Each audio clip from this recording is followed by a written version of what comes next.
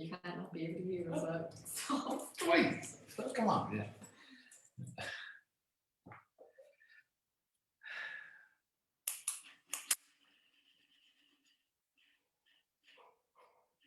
You're now yawning on live stream. What? You're now yawning on live stream. Oh yeah, I'm going away. Streaming live on Facebook. You just yawn right.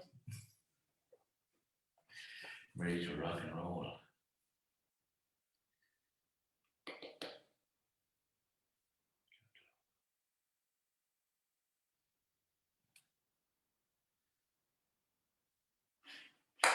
All right, the Facebook feed is live.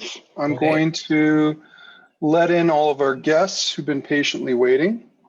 And I'm just going to mute everybody. So you guys will have to unmute yourselves, but you should have that power.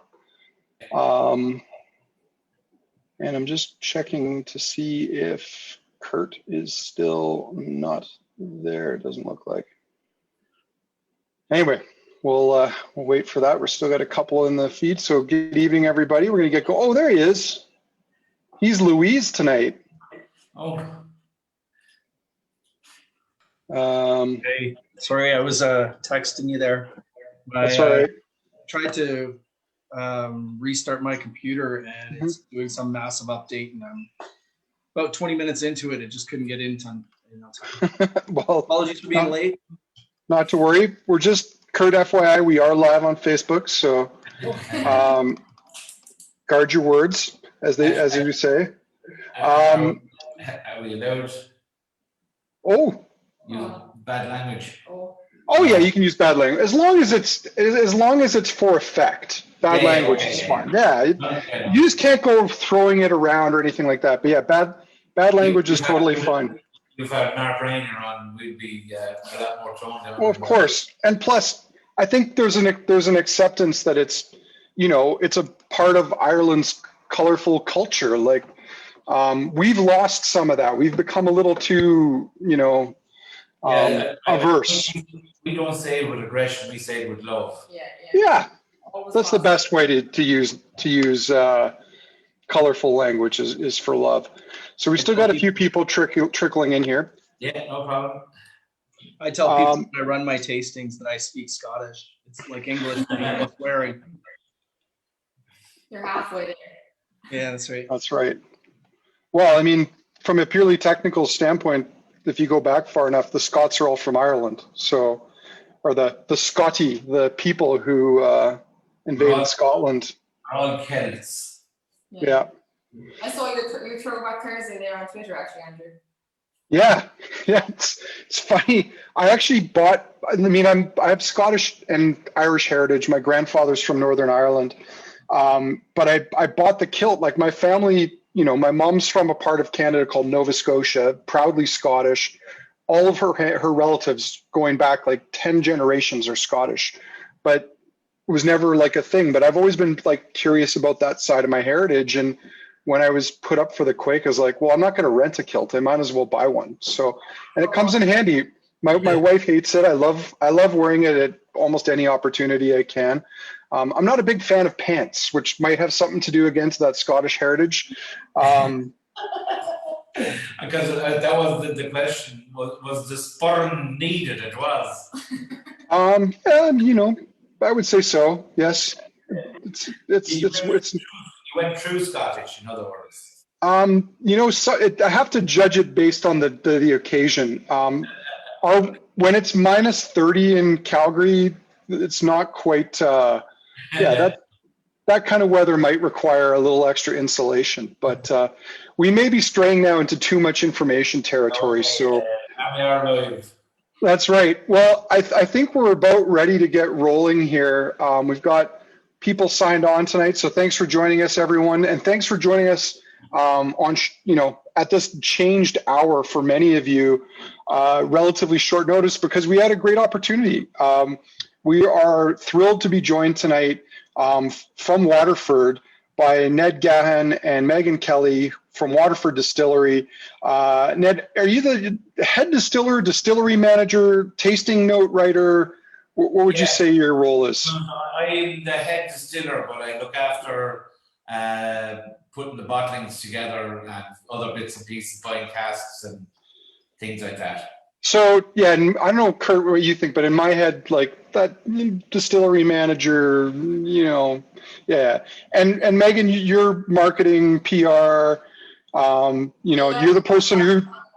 We wear many hats. There's only about 24 of us working here, so we all dabble in a bit of everything, I suppose. Mm-hmm. So yeah, you'll be the person if anyone puts out a tweet or whatnot that replies to it. That all falls under your umbrella, the marketing, social media, PR. Yeah, I would do a good bit of that. Mark Newton is the head of comms as well, so he looked primarily over that. So we'll wave to Mark. He'll see this tomorrow. He's well and truly in bed by He's now. asleep now. Well, and that's it. I mean, Mark's a visionary. He's a guy with big ideas, and people like that create a big wake that everybody else has to kind of pull the pieces back together from to keep the ship going in the right direction. So, and we had Mark on. We were lucky to have him on when we did a chat a couple months ago. I think January or February, something like that, and it was a lot of fun. But tonight we've got a few more whiskeys to try, and there's still people trickling in, which is great. Welcome, everyone.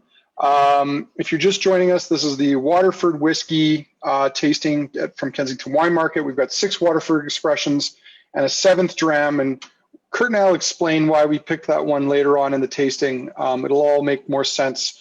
But part of that is we love having 7 whiskeys in a tasting. I don't know why. It's better than 6. 8 sometimes seems like too many. 7 is kind of just right. It's that Goldilocks number of samples to have in a tasting.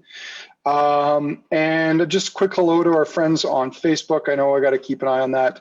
There are some people watching there, so good evening to them too. So Waterford Distillery, I had a pleasure visiting almost exactly a year ago, about a year ago and 3 or 4 weeks, just before the world turned upside down, and had the pleasure of meeting both Ned and Megan in person. Beautiful little town. The weather was great when I was down there. And the distillery is fascinating. And, if that doesn't come up naturally, I've got questions because I absolutely loved seeing it and how unique it is, because it is a very unique malt whiskey distillery. But mostly I just want to say I'm absolutely impressed by the quality of the whiskeys that you've put out so far. They're young. Most new distilleries need to sell young whiskey to keep the cash flow moving, to keep investing in production. But we've been really impressed with it, and we're huge fans. We're thrilled to have you with us tonight. And I will momentarily put in the chat the order of the whiskeys that we're going to sample, or the order we'll sample the whiskeys in. Quick question I just got from Jeff here directly was, will this be recorded? It will be posted up on Facebook after tonight's tasting, and it will eventually get up onto our YouTube page, which we keep saying, but I actually have time carved out tomorrow to start posting some of them, because I think we have about 15 tastings that we need to get up onto our YouTube page. So that'll be coming. And if you have questions, comments, tasting notes, I'll do my best to bring them up to Ned and Megan as we go, but please put those into the chat feature. Just type this, please ask questions here.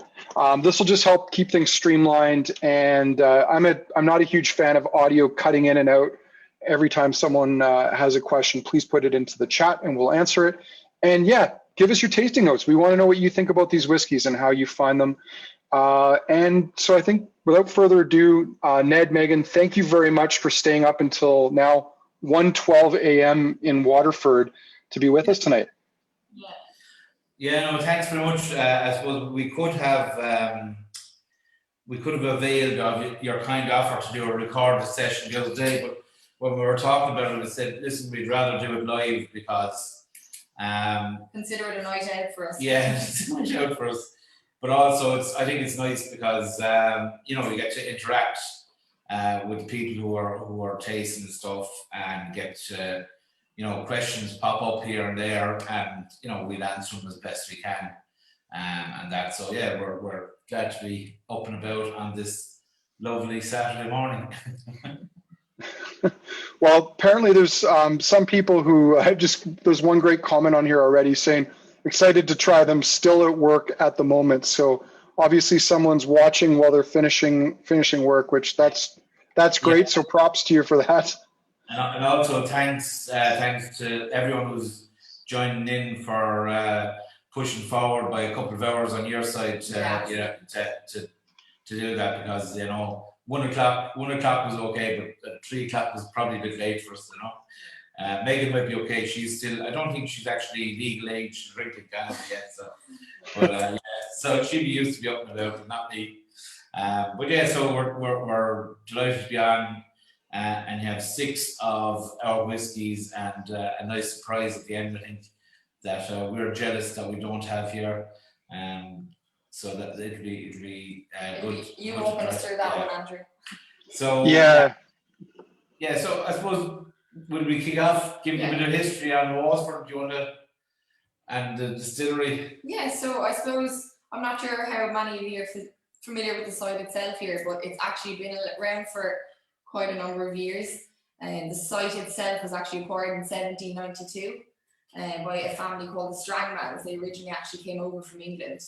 So the site's been around since then, and it was brewing. It was originally a brewery.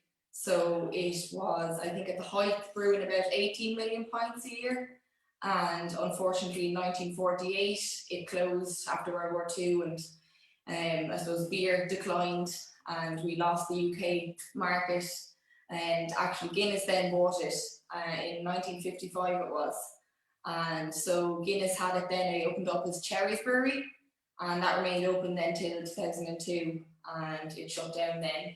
And the site then was acquired by Diageo in 2003, and they put the new site. Well, Diageo, Guinness was Diageo. Well, so Diageo put 42 million into the new site that's now our distillery, and subsequently closed then 10 years later. 2013. So 2013, and I think 2014 then December the site was acquired here for a bargain, shall you say. We got the whole site here for 7 million, and turned it into the distillery then.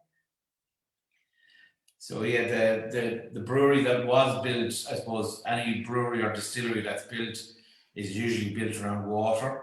1792, it's built on the banks of the River Suir, because trading imports and exports on the bank of the River Suir, and also a really good water supply.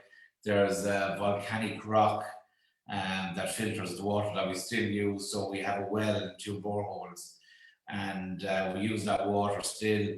And the only treatment that we do with the water is we pass it through a UV filter, so there's no additives into the water. So it's nice water to be using. So that's why a brewery or distillery is usually built, because of the water sources for transportation and for brewing and distilling. So I suppose the town itself would be, well, actually it's a city. Yeah. It's the oldest city in Ireland, and it's probably famous for a couple of things. One of the things it's famous for, I suppose, in Ireland is that the Irish flag originated from Waterford. A guy from Waterford actually came up with the flag. Obviously people are probably fairly familiar with Waterford Crystal. But yeah, it's the oldest city then in Ireland. I think the whole county has a population of about 116,000, and the city, I'd say, is about 55 or 56,000 population. So it's in Canadian terms, it's probably not huge, but it's big enough.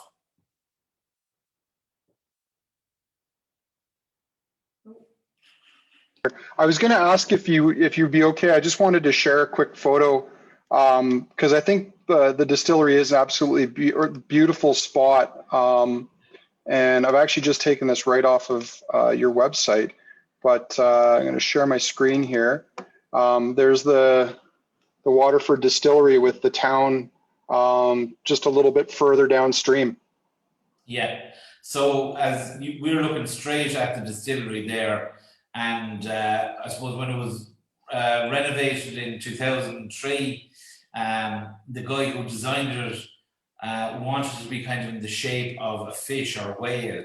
So as you look at it, you can see the one at the right hand side is supposed to look like a tail coming up out of the water, and then on the left is a whale or a fish that's kind of going into the water as you're looking at it coming across the bridge there on the left hand side. That's what you see when you're coming into Waterford from Dublin or Kilkenny or Wexford side.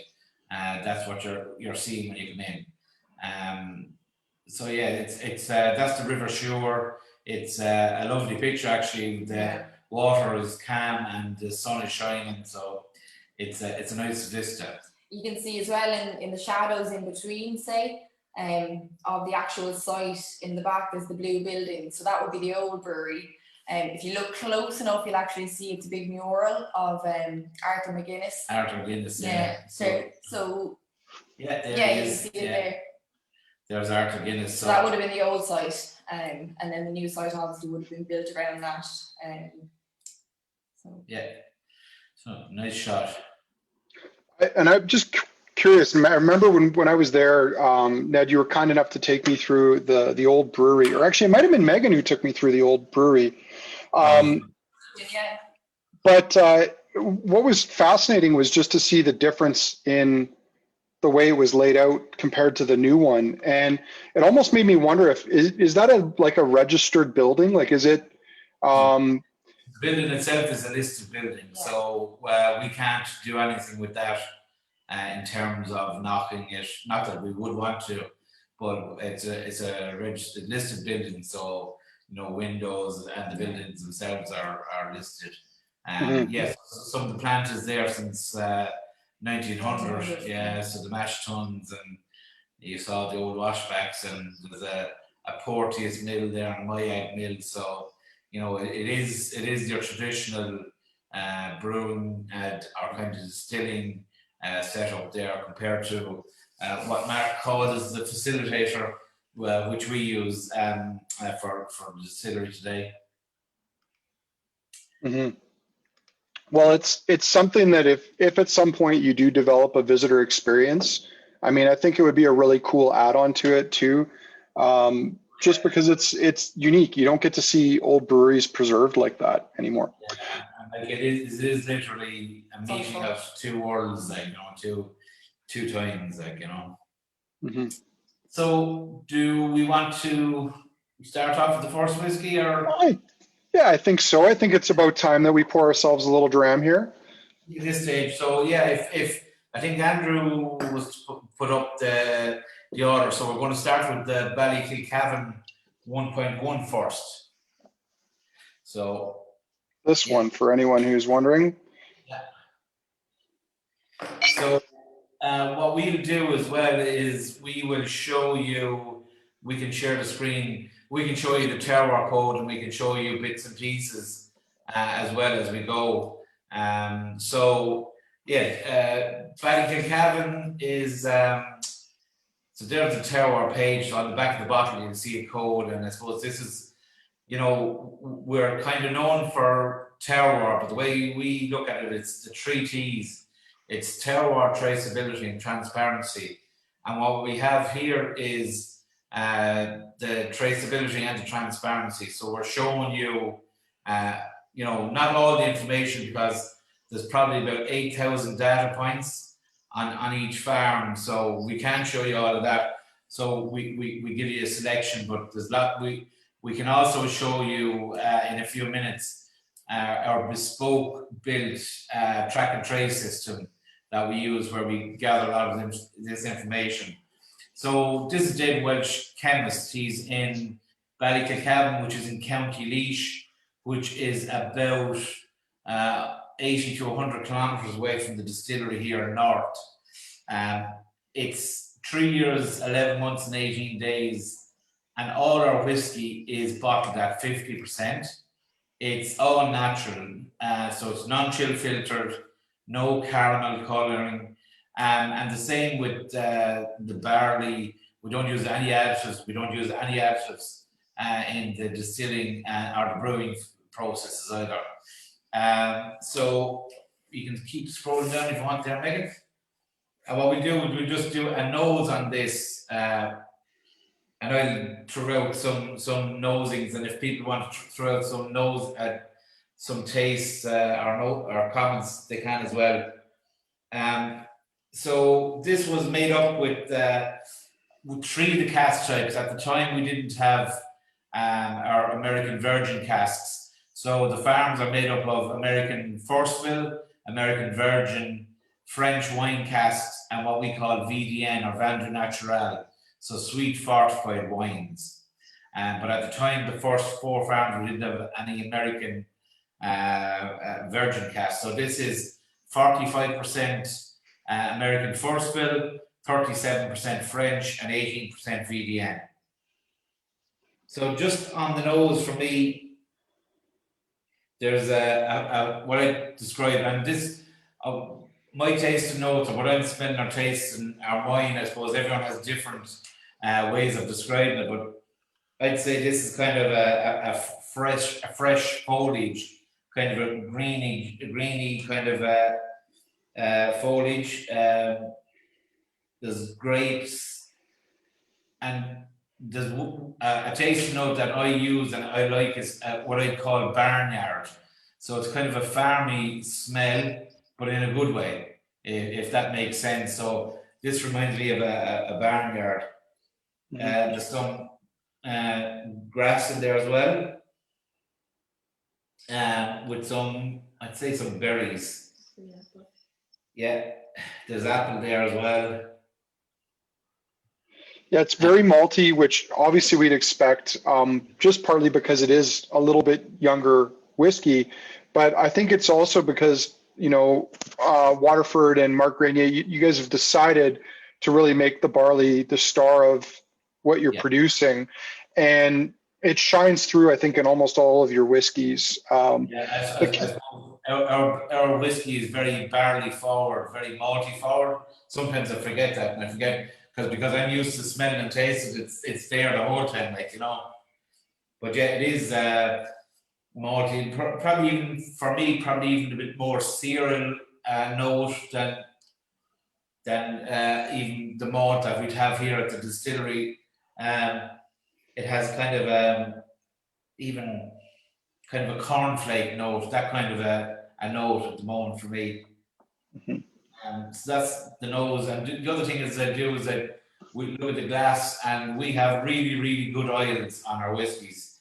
And that's what we're looking for, good oils that coat the glass, that have slow legs. I suppose if you're looking at it in wine terms with legs, we'd have the same thing with the oils, really good oils and slow legs. So that will taste this, Sláinte. Launch.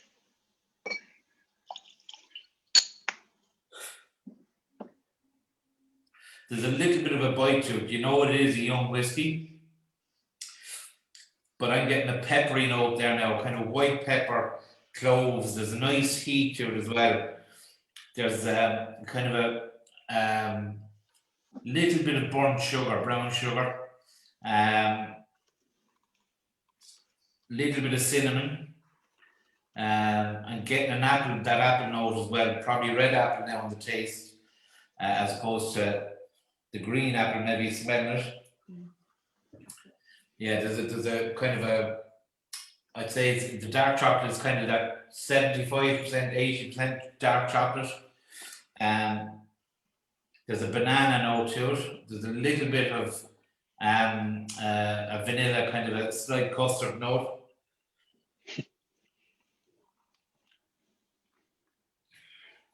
It's a bit dry on the finish, with a bit of heat, a bit of oiliness, and there's a nice lingering finish to that now.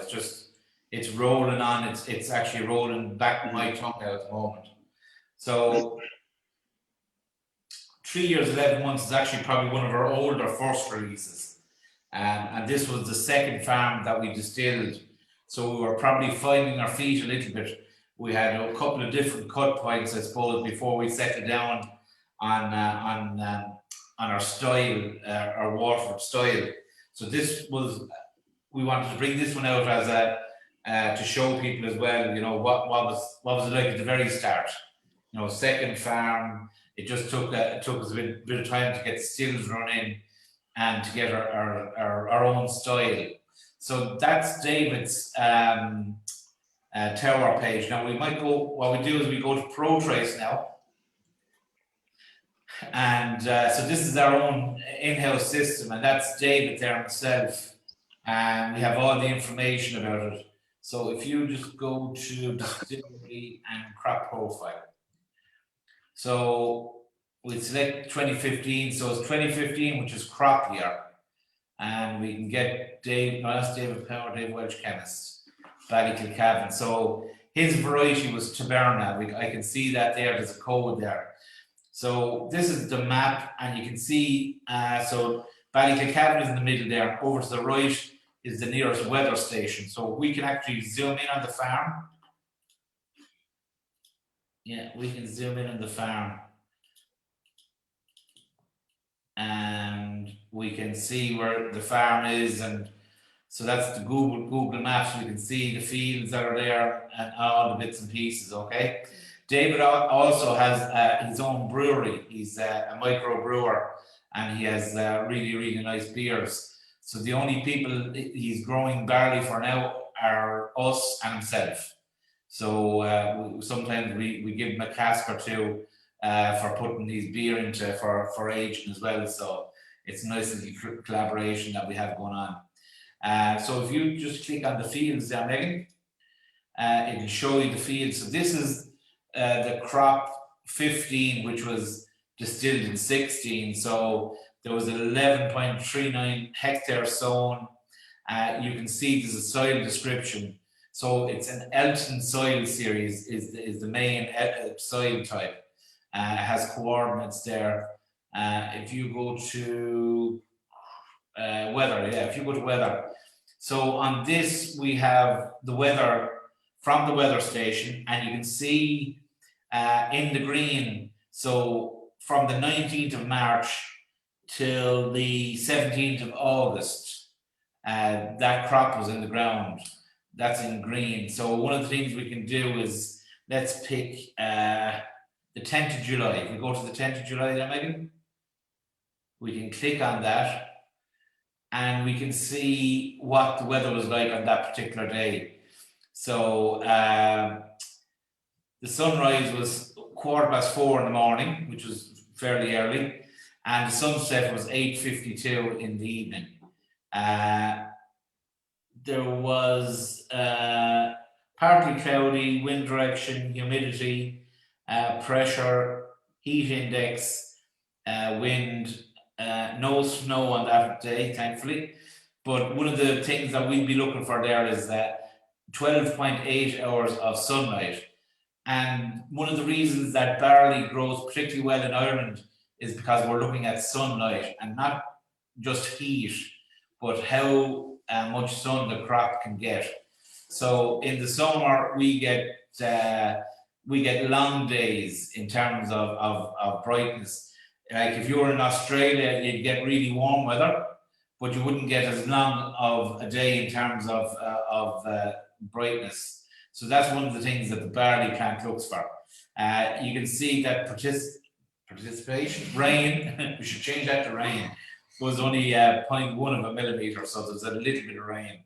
So if we come out of that one, and if you go to daily averages or trends, you go to trends there, you can see we can trend whichever we want across each other. So that'd be useful over the years, and get someone who's clever like Dustin Herb, who's involved in our terroir project, to do that. And if you go to daily averages, then you can see it just gives you a quick synopsis there on a pie chart. So that's all just for crop 15, which was distilled in 16, for David Welch chemist. Now the other thing we do is we go to reports, Megan, which is down at the end, and we go to casks by growers. Okay, and if we go to grower, David. Okay, and click on view.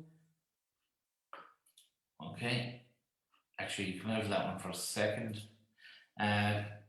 Cast by distillation. Sorry, cast by distillation. And you go to 2016, and David. Okay, in view. Oh. Don't We're use not this allowed one. in. We're not allowed in. The computer says no. Sorry, folks. But what that should do is it would bring us up all the casks that were distilled for David in 2016. And if I went into cask by growers, they would see how many casks are there. So for some reason, it's not working. So we're not technically minded like that. So we just have to keep going. I think, you know what, Dan, I think it answers a question that someone asked while you were going through some of that, which is it normal for distilleries to track this level of detail on their malt? And the answer is absolutely no. I don't think there's any other distillery in, frankly, the world that has close to 1/10 of this amount of data. I mean, they might know the field that it came from and some basic things about it. Well, I suppose the thing about it is, Andrew, is then it depending on the size of the distillery, okay? But like we're not a small distillery, we're doing about 1,000,000 LAs a year, which is about 1.4 million litres bulk, which is about 6,500 casks. So it's not a small operation. But we can tell you that the day the field is sown and everything that happens to the barley until it gets into the bottle. And no other distillery on our scale can do that. You may have there's a good few distilleries that are single farm distilleries, so they might have their own grain, or they might have one or two batches of grain, but not on this scale. We have at the moment we're after using 97 different farms, and over since 2016, I think it's about 150 distillations to date. So we have information, I think it's about 8,000 data points on each farm, on each distillation. So there's no one else doing it because it's a pain in the arse to do it. To get it set up properly is difficult. And we were lucky with the track and trace system to have a guy who happened to be in here doing some work and ended up working for us, and who turned out to be a bit of a genius on this. He's a qualified pilot. He built flight simulators and all that kind of crack, so he knows how to do all this. So we landed on our feet with Keen with this, and it's a bespoke track and trace system, which also feeds into revenue and everything else. So it's blockchain on steroids. Well, it's a ton of information. It's very interesting, and I don't know if it came up already, but it's kind of cool. And I had a chance to meet her. But you have your own agronomist. You have a full-time agronomist employed by the distillery to kind of analyze some of this data and to work with the farmers. And again, that's something that no other distillery that I'm aware of has. No. Give a shout about Grace now. She could be upstairs. So Grace would work directly with the farmers. I suppose she's the relationship. She's out walking the fields. I suppose picking what best crop suits, what best soil profile. And you'll see in the videos, the relationship with the farmers for us is hugely important. She was out delivering bottles of the latest releases to say, Martin Foley, Simon Nowell, who she with last week, Jared Kelly, Francis, so returning, I suppose, the fruits of their labours to them directly is a huge pride, and it wouldn't be common at all to have your very own agronomist, but I suppose when we're trying to get this level of detail, you want to back it up fully, and she's a huge part of that, and it's brilliant to have her here. Yeah. So what I just brought up there was just this year's it's Barry Ashmore, so that's one of the mash sheets. So that's the kind of detail we have for that. And if I just go back here, like you can see, we have the passports, we have the mash sheet records, washback records, wash stills, spirit stills, and warm south. So I can click on any of them. I can just go to them, and we get all the information then. So that's the spirit run. And you can see, how long it took, when it started, volumes, cut points, the whole lot. So, you know, when I'm talking about 8,000 data points, you know, you can see on just on one farm between bringing in the grain to milling it to brewing it all the way through to distilling and warming it out. There's a lot of information there. That's just for one farm, you know, so you can see we have all the information there. Now, the other thing that we do is I'm a bit of an old-fashioned person. I wouldn't say I was quite a Luddite, but we do keep paper records of everything as well. Just because if the computer does go down, we still have some backups that we can write stuff down. You know? The pen never fails. You can get a pencil. But yeah, so I suppose that's the first one. I suppose I'm interested to see. We had some notes actually. People were picking up a few. Okay, yeah, just interested to see what people think of the Ballycacavin. And I find the burnt brown sugar doesn't hit it first. That's all spice and pepper. yeah, The sugar lands in the middle of the tongue a moment later and Yeah. lasts into the finish. yeah. And like the thing about it is, the longer you leave the whiskey out, the more it'll open up. And as I said, this is also 50%, so you know it's a little bit stronger than the normal one. But I think our whiskey sits well at 50%. Mm-hmm. Kurt, I know you unmuted yourself a minute ago. I think you were going to share some thoughts, but what do you think about this first one? Yeah, I think, you know, I was really passionate about Waterford long before anything ever happened. Mark was one of the first guys that really, you know, opened the doors to me when I got into whiskey over at Brooklady many years ago, more than I care to admit. So you also know that I've been doing most of the St. Paddy's Day tastings in the store. So for the last 3 years or so, every time I do a St. Paddy's Day tasting, I'm like, watch this space. Waterford's the place you guys are going to want to concentrate on. We've got a maverick here who did incredible things with Brooklady. Wait to see what happens to the face of Irish whiskey here. And when these ones landed, it was, you know, we had the Ballycacavin and the Bannow Island first, and we cracked those bottles and tasted them, and I think we were all blown away. So coming back to them now after a few months, of course I got all my own bottles, but I haven't cracked them yet. So this is a revisit after months away. I'm blown away by how barley forward they are. And I think that there's something to be said for the fruit tones that are creeping up behind it. I'm getting like a little bit of marmalade, a little bit of like an apricot tone way back there. That kind of moves mid palate kind of towards the back end finish. Those chaff porridgey notes and everything are really elegant. It's just incredibly clean spirit.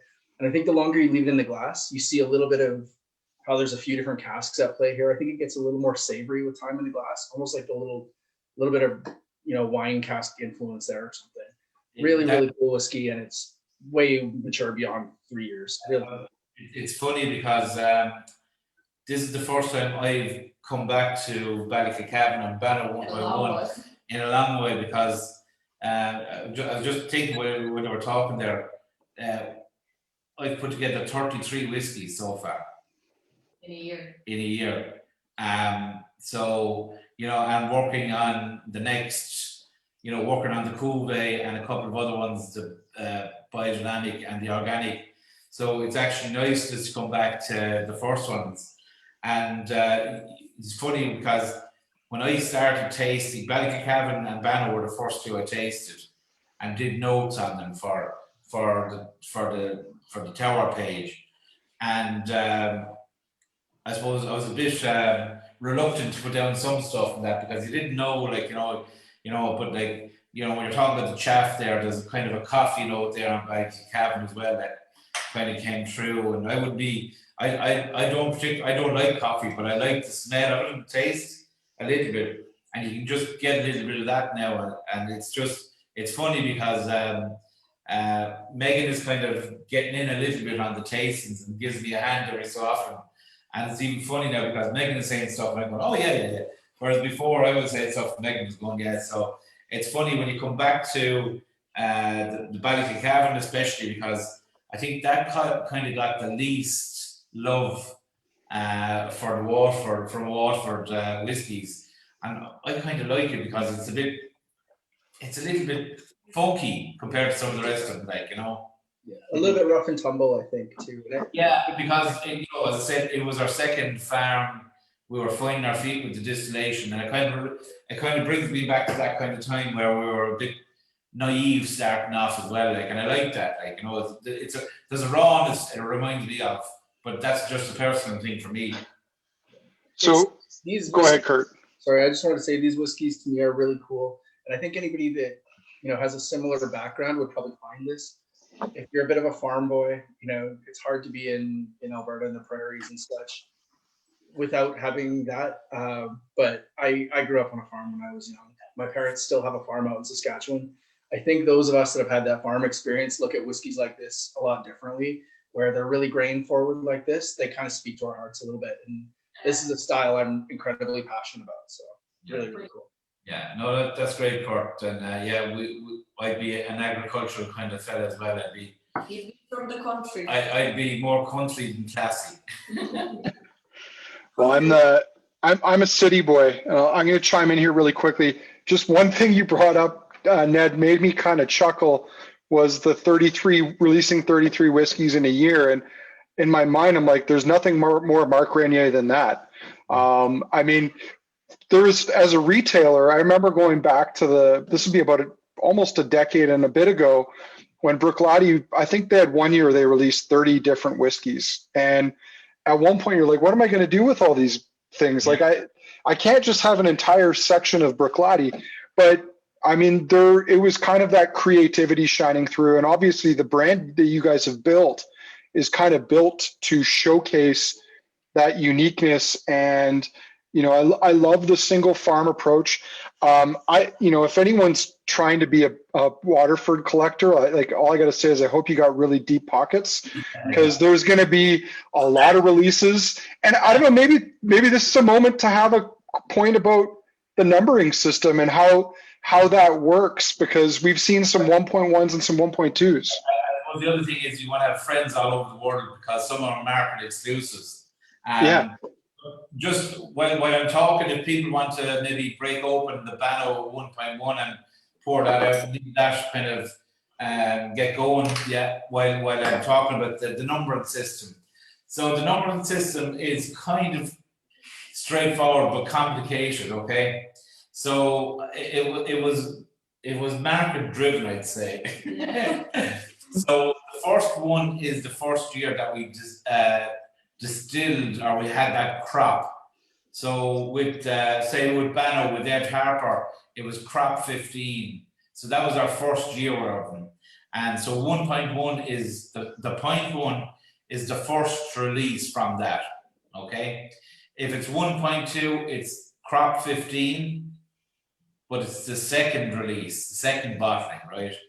Now we could do a 2.1 in Bano, and it could be crop 18. We might have done them until crop 18, and that would be a 2.1. Now, I did ask what happens if I want to do a Ed Harper collaboration of all the farms. What are we going to call that? And this is what I was measured.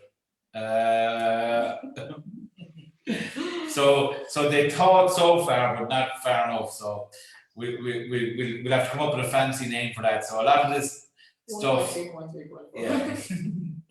a lot of this stuff is might seem to be wicked marketing and wicked, clever, but it's just thinking it up as we go along. That's being honest about it. Like, there's no plan, like.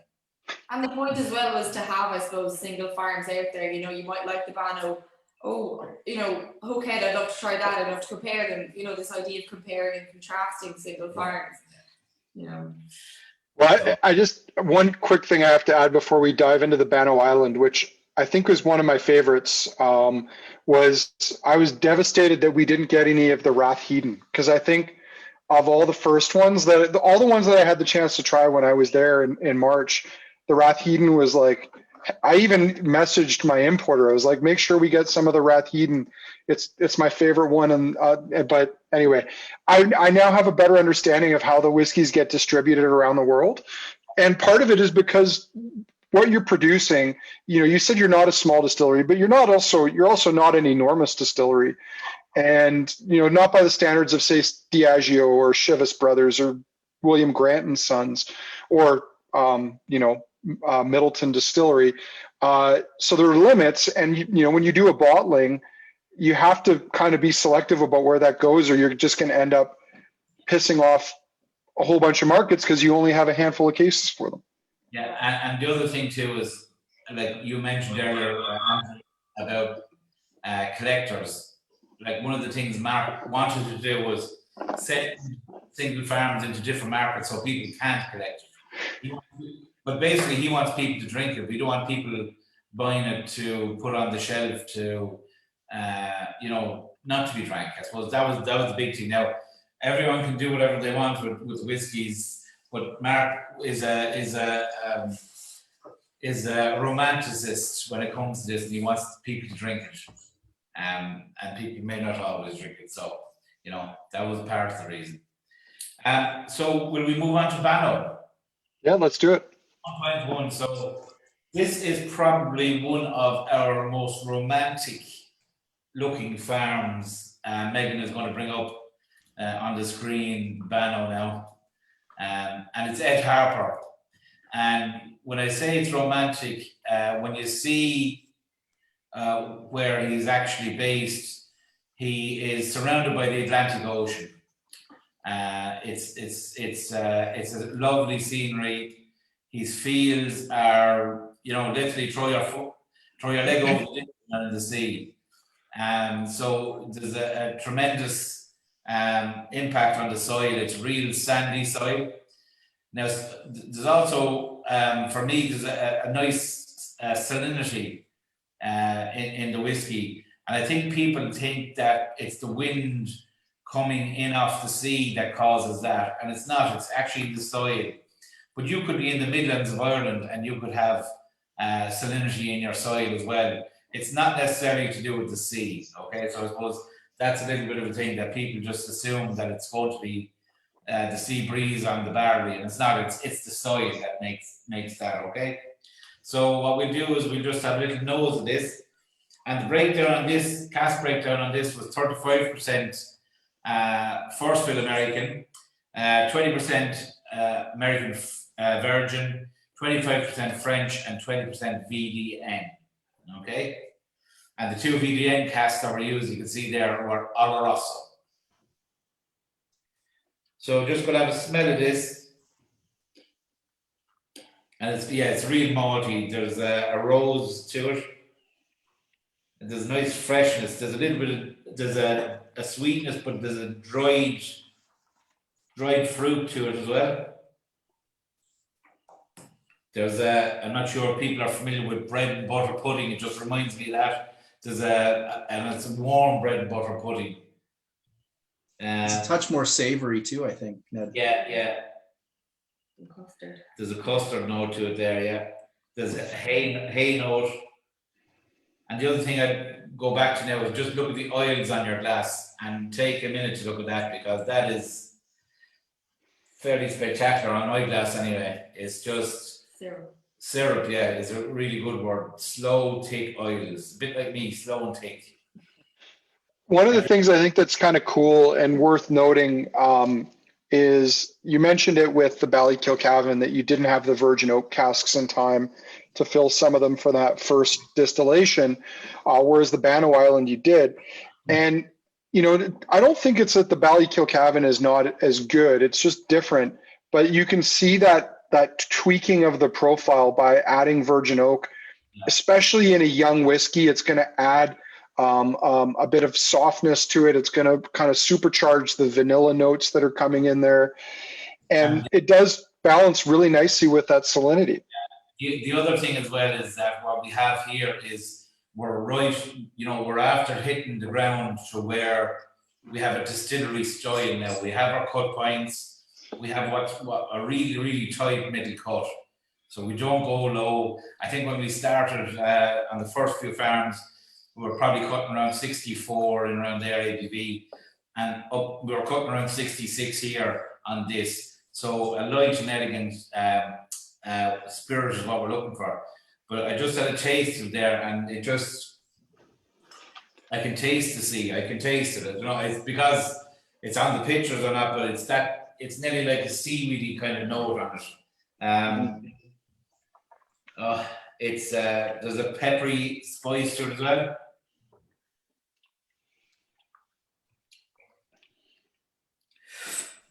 There's that caramel, that's there as well. It's really nice. Yeah, I get like nice creme brulee, vanilla, and even a bit of like salted caramel notes coming out of it too. And it's just very pretty, very elegant, and I think that salinity, that element in there, just adds another character, another interesting note into the profile. I think when I think I said to you, Megan, when I did these two whiskies, I said Banner was going to be a crowd pleaser, whereas Ballyclacavin is going to be a crowd divider. Ballyclacavin was going to be Marmite. Yeah, you know what I mean. And so for me, Banner, when you smell it, you want to keep smelling it. It's like I think I said on my tasting notes, it's like a fragrant perfume kind of. It's like it's really elegant and fragrant, and it's pleasant. It's really nice, and it has that little note of vanilla there as well, and things like that. So it's a really nice whiskey. That's a crowd pleaser. Can this would have been the 14th? Is he 14? Can you bring up 14? Can you bring up Bano on the Pro Trace? Would you show you this now, because this is you go 26 distillery, 2016, 15, sorry, at Harper. Now we'll show you this. This is probably the last one we'll show you, because unfortunately none of the rest of the fields probably live up to this. So you can see that's the Atlantic Ocean. You can see on the left is the weather station, and on the right is the farm. And it's, the Atlantic Ocean comes in around it, the sandbanks. If you go to the fields, you probably get a good image as well. Actually, you also, like Ed would tell you that if they got a lot of rain and the tides were in, he could actually be landlocked. So the water will rise here, and he'll actually get. Is that a shark? No. If you go to fields, or actually no, go back to the farm and zoom in. I think that's what. If we zoom in, you can actually see, like,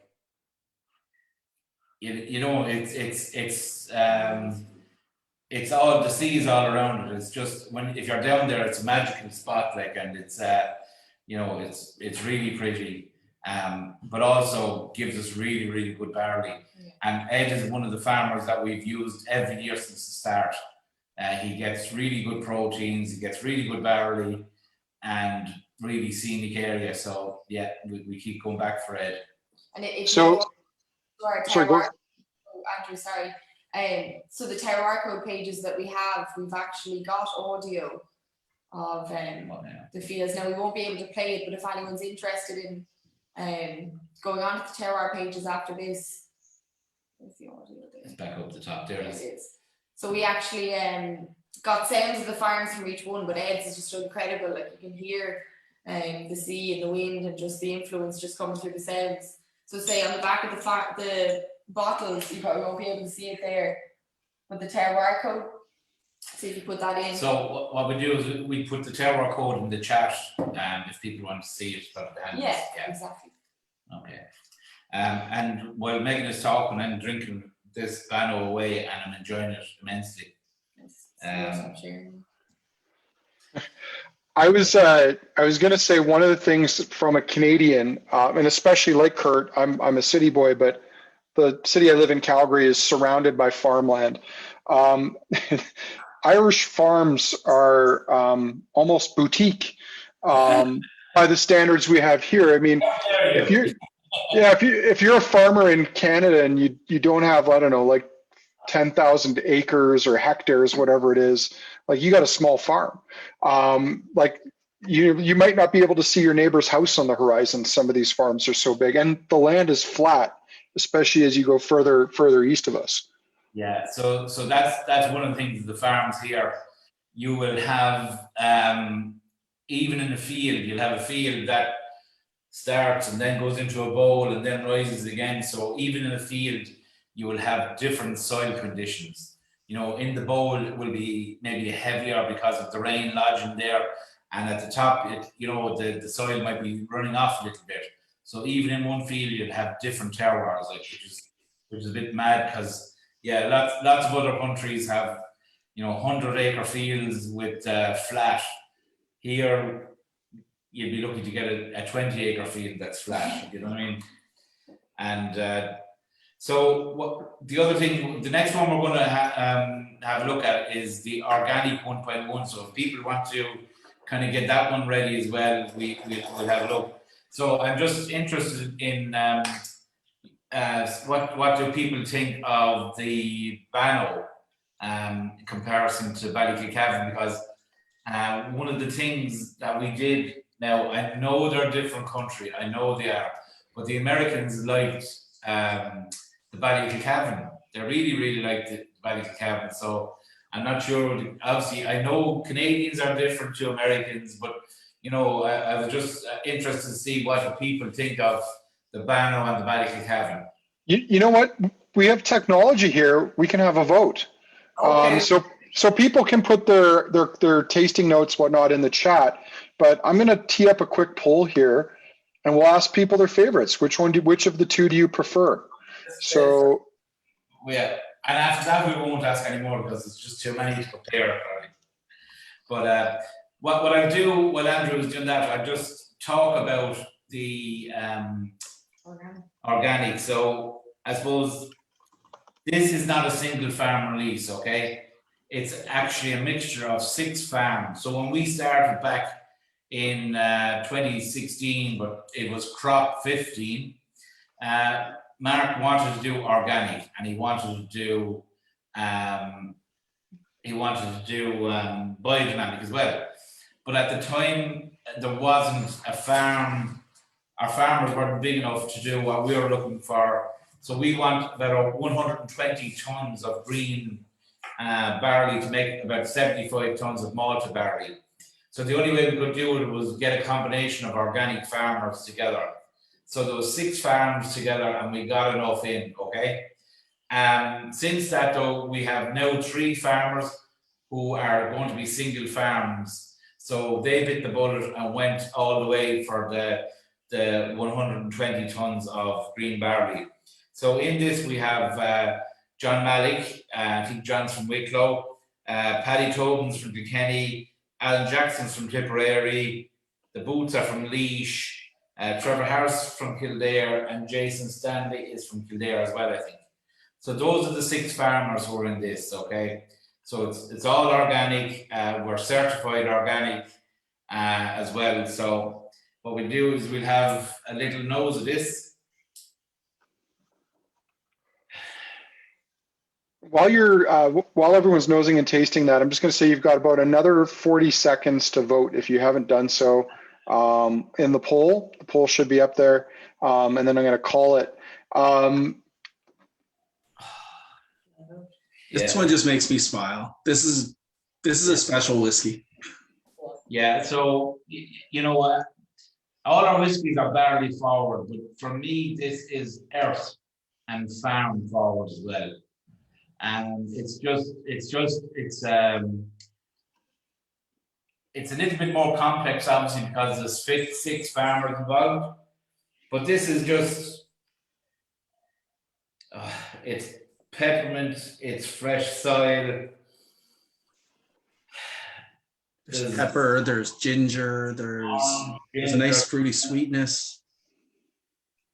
Oh, there's a little bit of salt in that as well.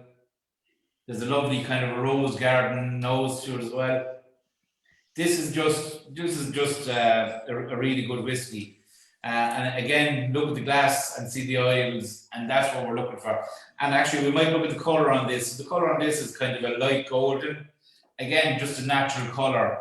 And I suppose we should talk about the bottles at some stage. So I'll leave Megan talk about the bottles because people or maybe people don't want to know about the blue bottles. do Oh, they? I'm sure they will. We'll circle back on that. Okay. But I just want to, like, for me, the nose on this reminds me of, there's a cupcake shop down the street from us. That's all they do is they make cupcakes.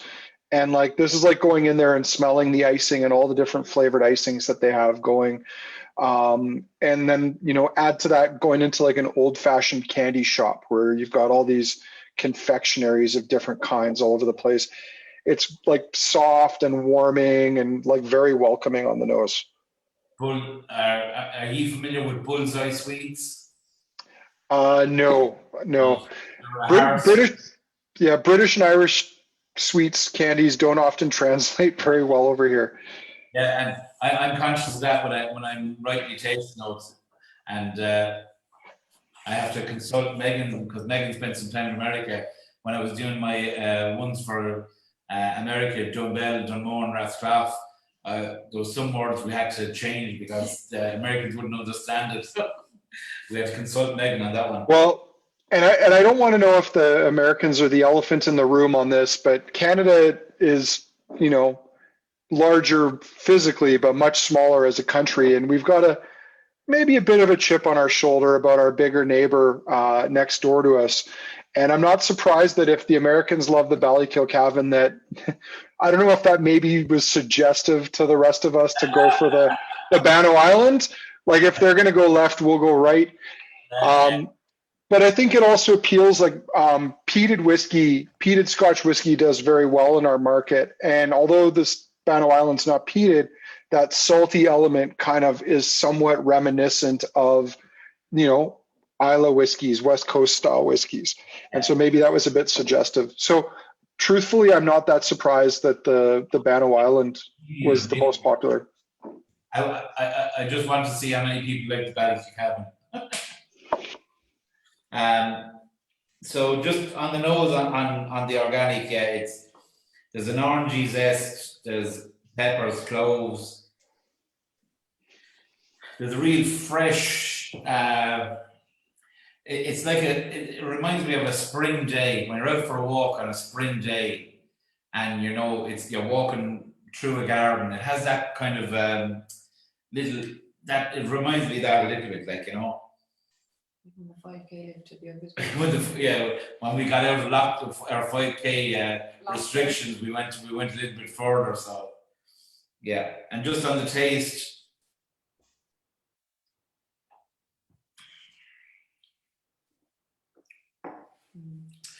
There's a real zestiness to that. There's a lovely oiliness. The oiliness is there to start, and it stays there throughout for me. There's a great shortbread note in there too. Ned, can I ask? I don't want to derail with getting too geeky here, but how are you guys condensing? Is it shell and tube or is it worms? Oh, so no, we have a condenser. Yeah, condenser. Shell and tube? Yeah, we don't use the worms now. So we control the flow rate. We have a low distillation rate.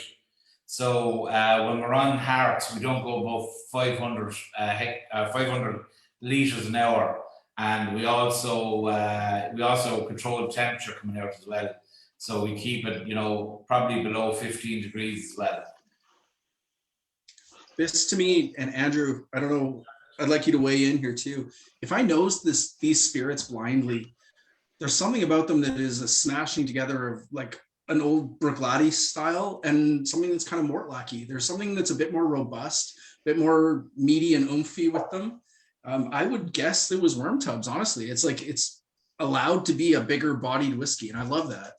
Yeah, but I suppose just with the worm tubs, I suppose it's the worm tubs probably slow down distillation a little bit, do they? So well, I think they're more rapid. I think it's almost a more it's a more rapid condensation, so you're getting less copper contact. Exactly. And the copper, I think, is removing iron and sulfur. So some spirits are intentionally that condensation is very quick because they want to preserve some of that sulfury tone in order to create a meatiness in the spirit. And Kurt, I think I know where you're coming from on this, but I'm not sure if it's the spirit or if it's the cask selection. Maybe. Because I think that both the virgin oak, which you're going to get a bit of an earthiness from that surge of oak, but also the French wine casks and the Vendu Naturel, I think you're going to get some of those leathery, almost slightly meaty notes coming a bit from the wood. So, but I know what you mean on that front. Like it has a really nice weight to it as a spirit. Yeah, it does. And it's probably the 50% of the oiliness as well that just combines together, because when we were looking at what ABV, obviously we're not chill filtering, so we were going to be above the 46, and I think our CFO wanted it to be more down towards 46, but when we were playing around, I just found that the 50% was the spirit of the whiskey just sat nicely at 50%. So that's kind of what we went for. And I think it's an interesting. Again, part of this, I look at Marc Renier, like the industry, or at least certain distilleries within it, have decided 46% is the new 40. So he's like, well, I'm going to, bump it up to 50. Like I'll take it up a bit. But as a guy who loves cask strength whiskey, I love bottling at a little bit higher proof. I think it's kind of interesting that I don't think you've even mentioned water yet in this tasting, which to me tells me something, because none of these whiskeys need water, at least in my opinion. And, a lot of companies are really quick to say, throw water in it, like before you've even had a chance to nose or taste it. And, I think what you end up having with whiskeys that are watered down versus bottled at a higher proof is you're losing something in there. You're losing a concentration of flavor. And I don't know, maybe the older you get, your palate's not quite what it used to be, and you're craving more flavor, and the only way to get that is higher alcohol and concentrating it. But I think it depends how it's bottled as well, because if this is a natural whiskey, it's non-chill filtered, so adding a little bit of water to this, all you're going to do is you're going to dilute the alcohol. You're not going to change the flavors of it hugely. You might just open it up a little bit. I know Mark loves adding a lot of water to his whiskey. I like it at 50%. I suppose I'm used to tasting the spirit and stuff like the casks at about 70% so 50 is not too bad, and I should say too, like, that we do cask at what we call cask strength, so we don't break it down to 63.5%. So it comes off the stills at 71.58. It'll go into the cask at 71.58. well, you don't want to waste wood, right? So you're not there to mature water. Yeah, no, and I think someone said was talking to Mark about it in Brookladdy years ago and said, we're not fucking paying to store water, we're only paying to store whiskey. So yeah, I think that's kind of where it went. And also, I suppose, the kind of casks that we buy, the really good casks can take the strength, can take that alcohol strength. It has a lot of properties left in the wood to extract.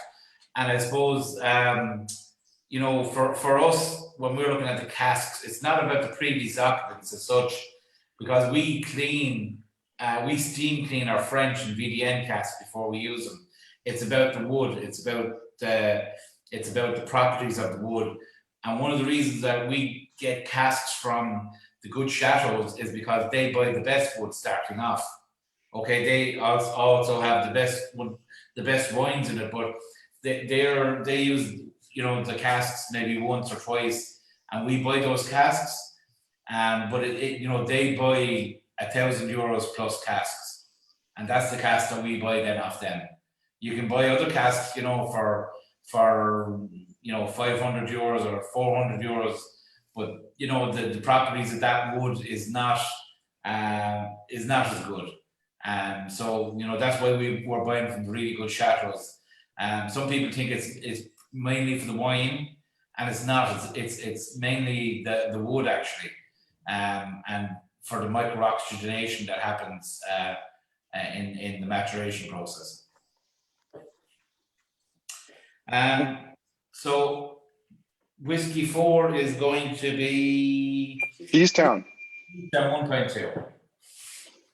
So I think people can pour that.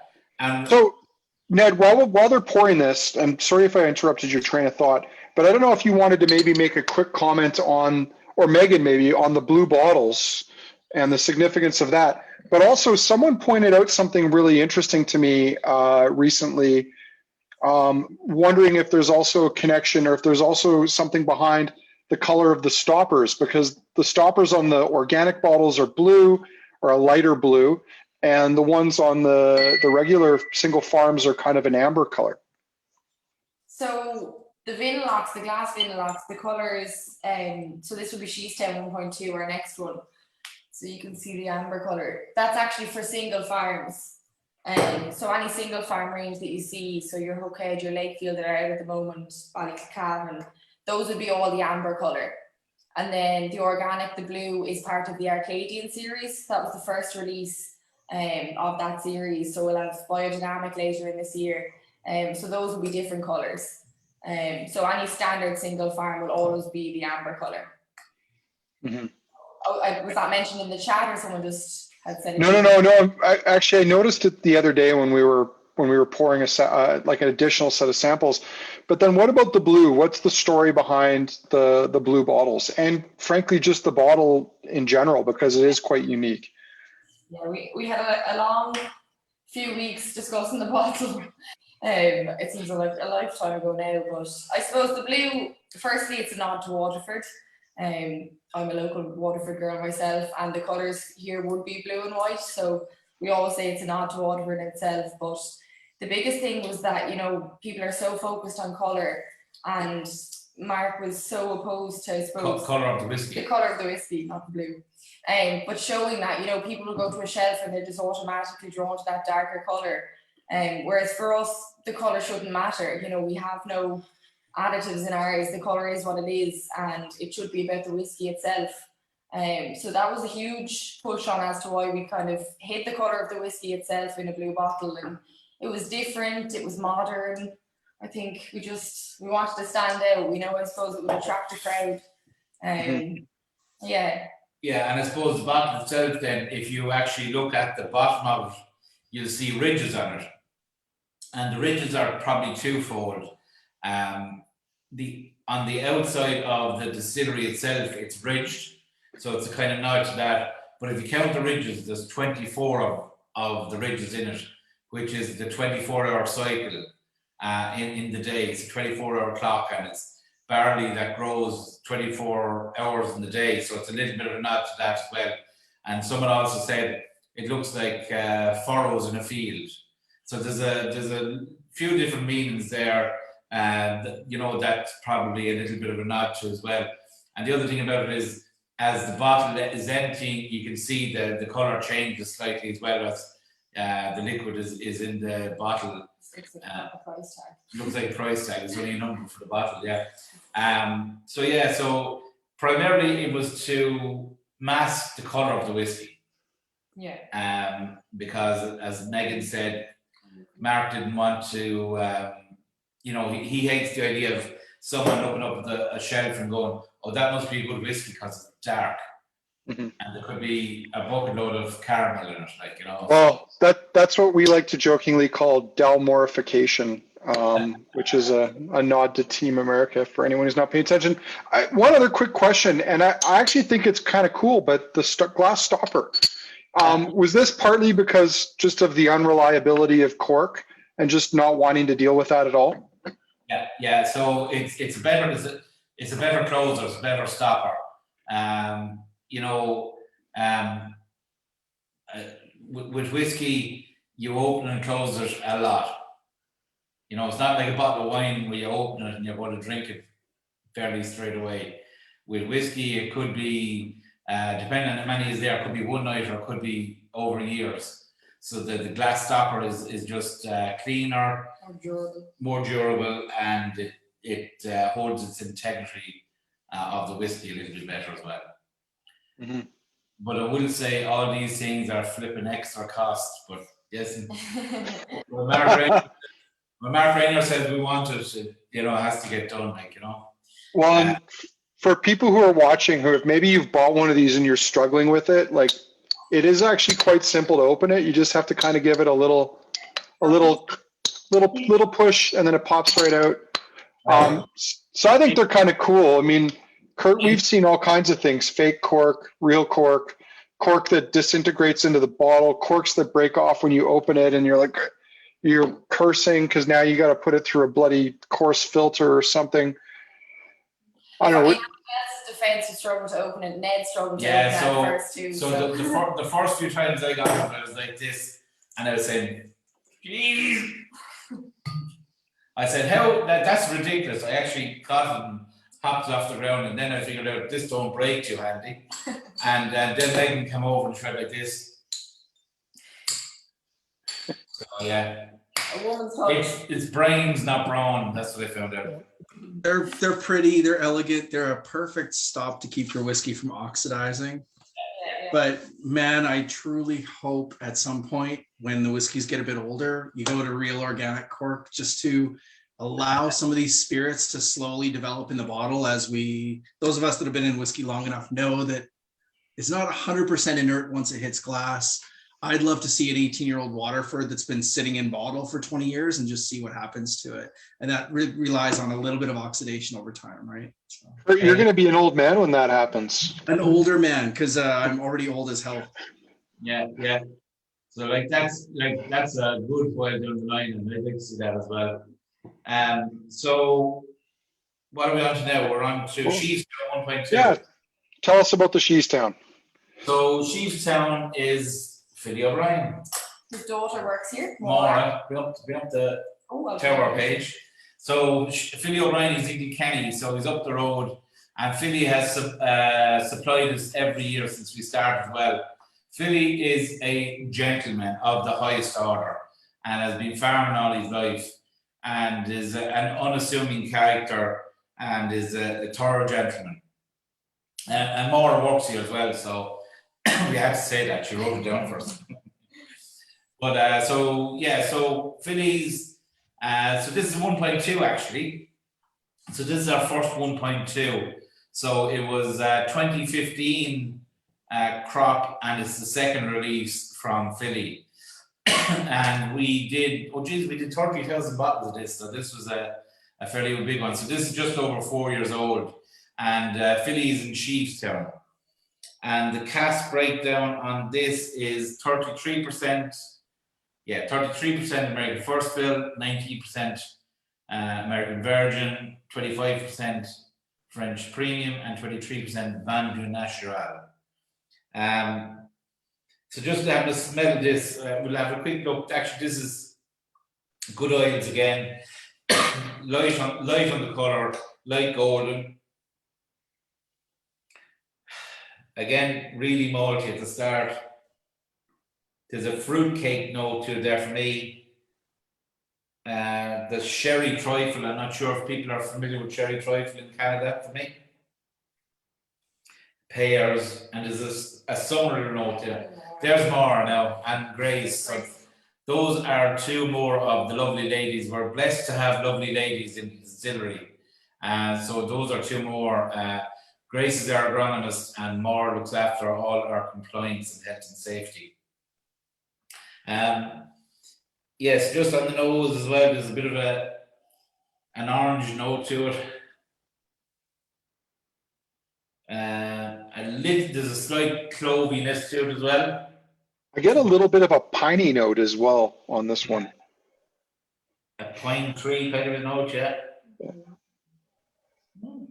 Go on. Megan said kind of a lavender note. So we'll have a little taste of this one. And we'll have a look at the oil again. Very good.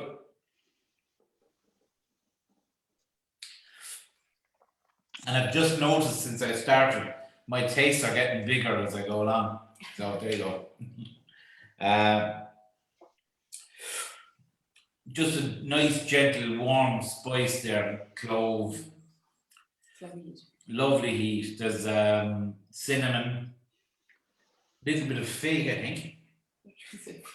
What? I thought you said a little bit of fish. It's really nice and lush. It's got a nice creaminess to it. Still a ton of barley. One of the comments I wanted to make earlier, but I didn't, is all of the whiskeys that we've seen so far have a nice kind of minerality to them. Like you can kind of almost sense the soil in a way. Sometimes a bit gravelly, sometimes a bit more sandy. And this one especially, I think that of all the ones we've had so far, maybe it's because the American oak content was a bit higher. I wasn't paying close enough attention, but that I'm finding a bit more of a kind of a minerality to it. And I think we're starting to see. Oh, sorry, Ned. Go ahead. Yeah, no, I think this one has one of a smaller percentage of American oak in this one. Yeah, it's very short. I think we're really starting to see a Waterford DNA, which is really, really cool. I've tasted through a bunch of these now. We had the guys come out, I guess it was just over a year ago now, right? And taste us through a bunch of the new makes and the young spirits and stuff. At the exact same time, I was actually in Waterford. Exactly. Yeah, and it's really cool. I think there's something identifiable there already. I'm seeing a bit of the Bruichladdich character. It's almost like Mark has transported, some of the best of the heart of Bruichladdich over here. We're seeing some sugar cookie notes, a lot of those gristy, grainy notes, like you've just walked by the mill. There's a really, really nice, clean booziness. It's got hints of some nice wine, almost like a Riesling behind it. The bready tones are beautiful. It's really, really cool to see a distillery that, at just a few years old already has a personality. And I think blindly, I could probably pick out Waterford at this point, which is really, really impressive. Yeah, so I suppose that's the style of the distillation as well. That's coming through, because we're looking for a light, elegant, fruity, floral spirit, and then the barley to come through with flavors. I find this one on the finish is really, really nice.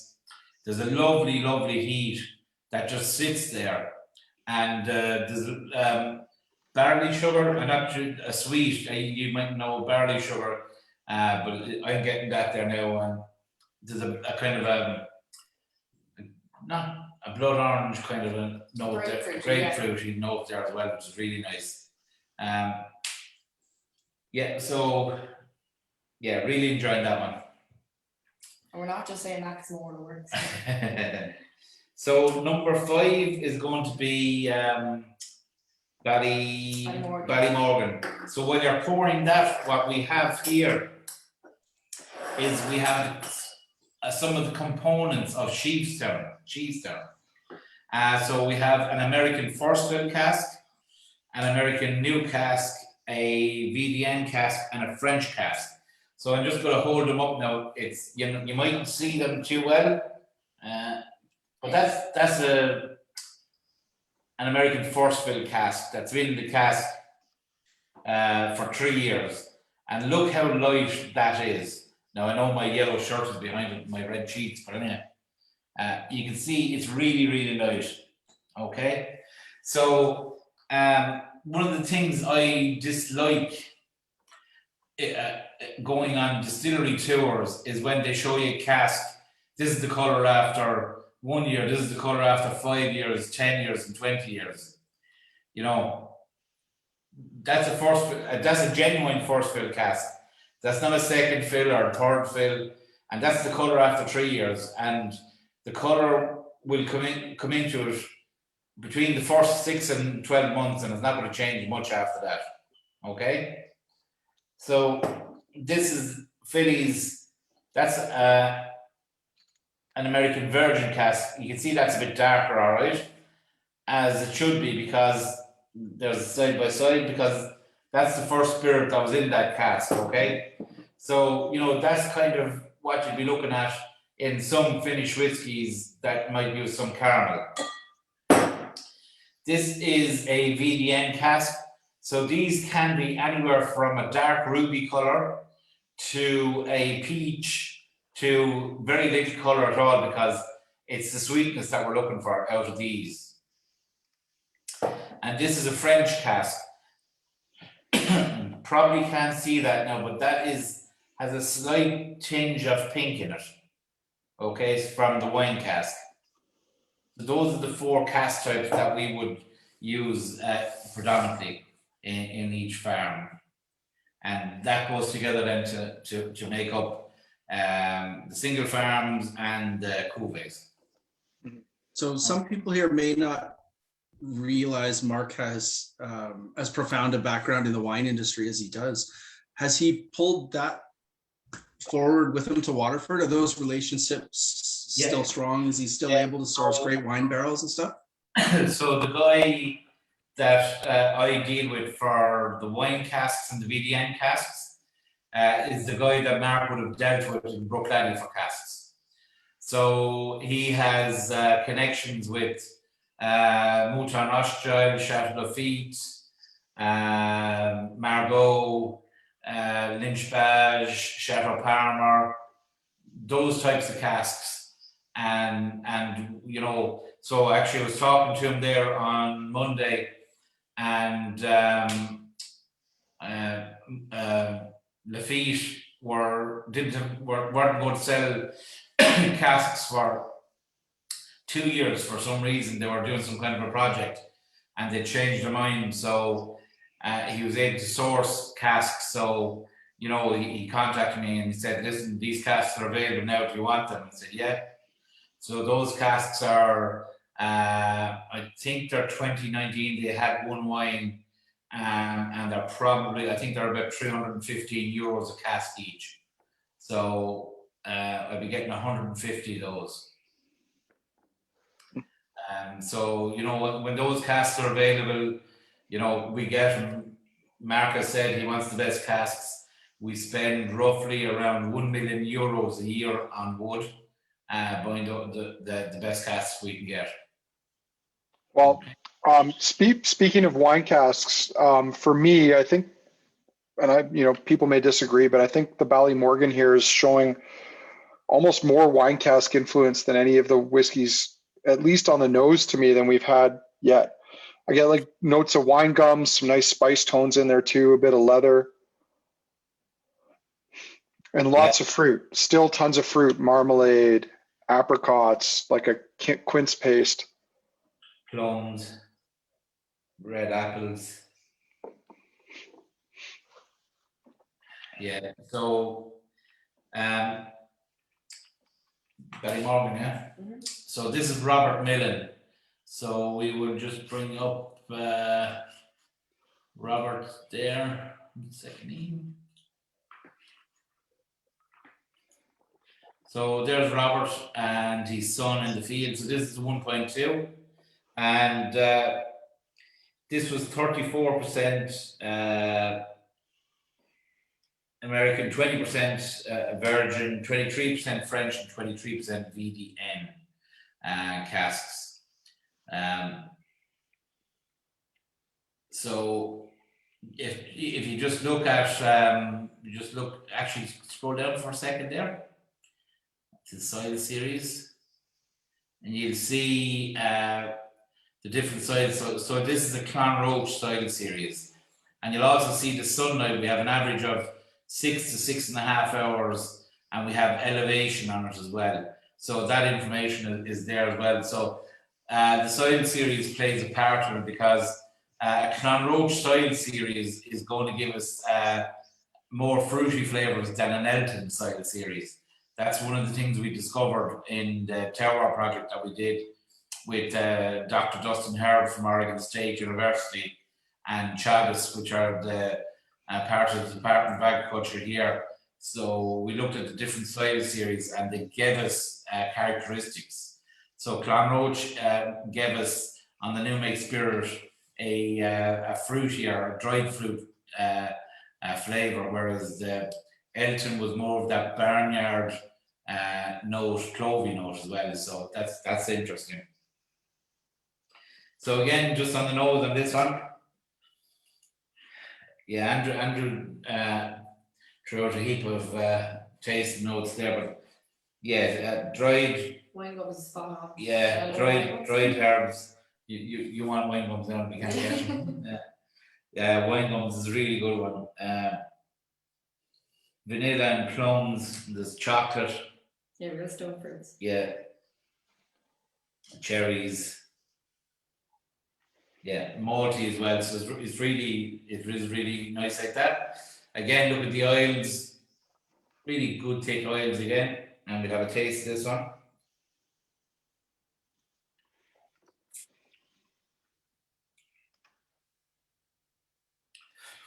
There's a fudge.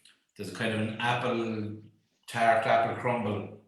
There's a heat coming into it there now, a real spice in the middle that holds. It's not dry. It's not dry. There's a peppery clove there right in the middle, and it's lingering, and you're waiting to see what comes next. Yeah. It's got a long, juicy, fruity finish, nice, delicate spices. Again, I think most people, you could throw these whiskeys into a lineup and not tell people what they are, and no one would say these are 3 or 4 year old whiskeys. Like the whole night we haven't mentioned age really. Yeah. I think at the start no. we might have mentioned 3 years and 10 months and a few hours or something. Actually, there's a nice licorice, little aftertaste of licorice on this now for me. But it's really, really juicy. It's really mouth-watering.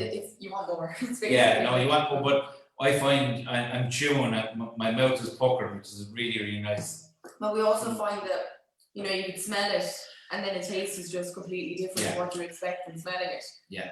And we find that, I suppose, with a lot of them, most of them actually. Yeah, the smell and the taste don't match. No. So yeah, that's interesting with us as well. Andrew, I'm kind of curious as to how you weigh in on this one too, because I think you and I have had this discussion many times.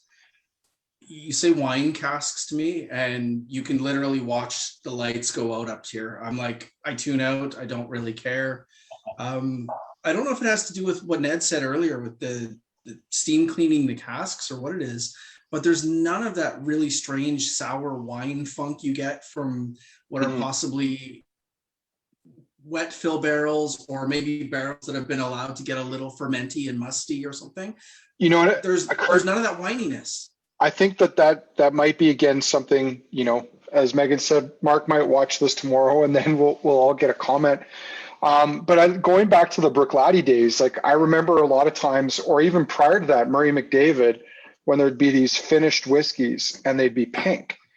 And there were some unsavory comments made that aren't even worth bringing up about pink whiskey. But those casks and a lot of others that we've had since from other companies, like a lot of times I agree with you. I hear wine cask and I'm just like, oh God, not again.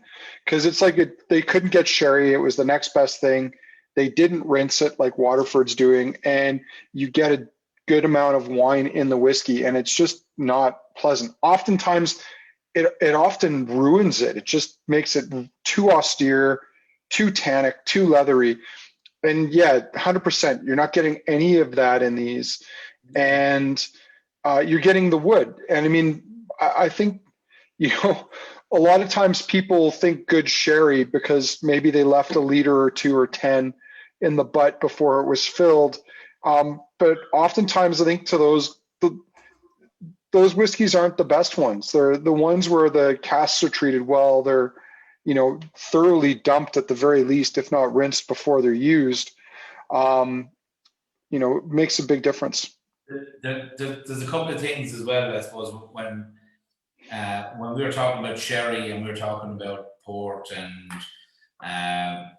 Marsala, Riefstad, Sauternes casks, or Chateau Lafitte or Mouton Rothschild, whatever casks we're talking about. And is that we're putting the spirit in there from day one. Some distilleries are finishing in a cask, and it may be a seasoned cask or maybe a genuine sherry cask. But like, just to go back to what I mentioned before, is we're not looking for the impact from the previous occupants as such. We're looking for the wood impact, the properties of the Quercus alba against the Quercus robust, against the American oak against the European oak. So the American oak has that vanilla, creme brulee, sweet hit, and the European oak has the spiciness, those tannins and lignans in there. And that's what we're looking for. We're not necessarily looking for, you know, the wine to have a huge influence or the sherry to have an influence. And I think that's where we're different maybe than a lot of distilleries who are finishing or aging in a 6 months in a cask, and they're looking at, you know, leaving, as Kurt and Andrew said, leaving some sherry in there, and to get, you know, it's literally like putting a bottle of sherry in your whiskey, and that's kind of what people are doing, I think. And finishing, or I think Mark probably started off as acing, but when he started off, it was for the cask element and not for the occupants element, if that makes sense. Mm-hmm. And I think people are looking at it now, and they're putting it into a sherry cask or an Oloroso or Pedro Jimenez cask, but they're putting it in to get the sherry out, as opposed to getting the properties of the wood out. Mm-hmm. Well, I think we're different. Yeah.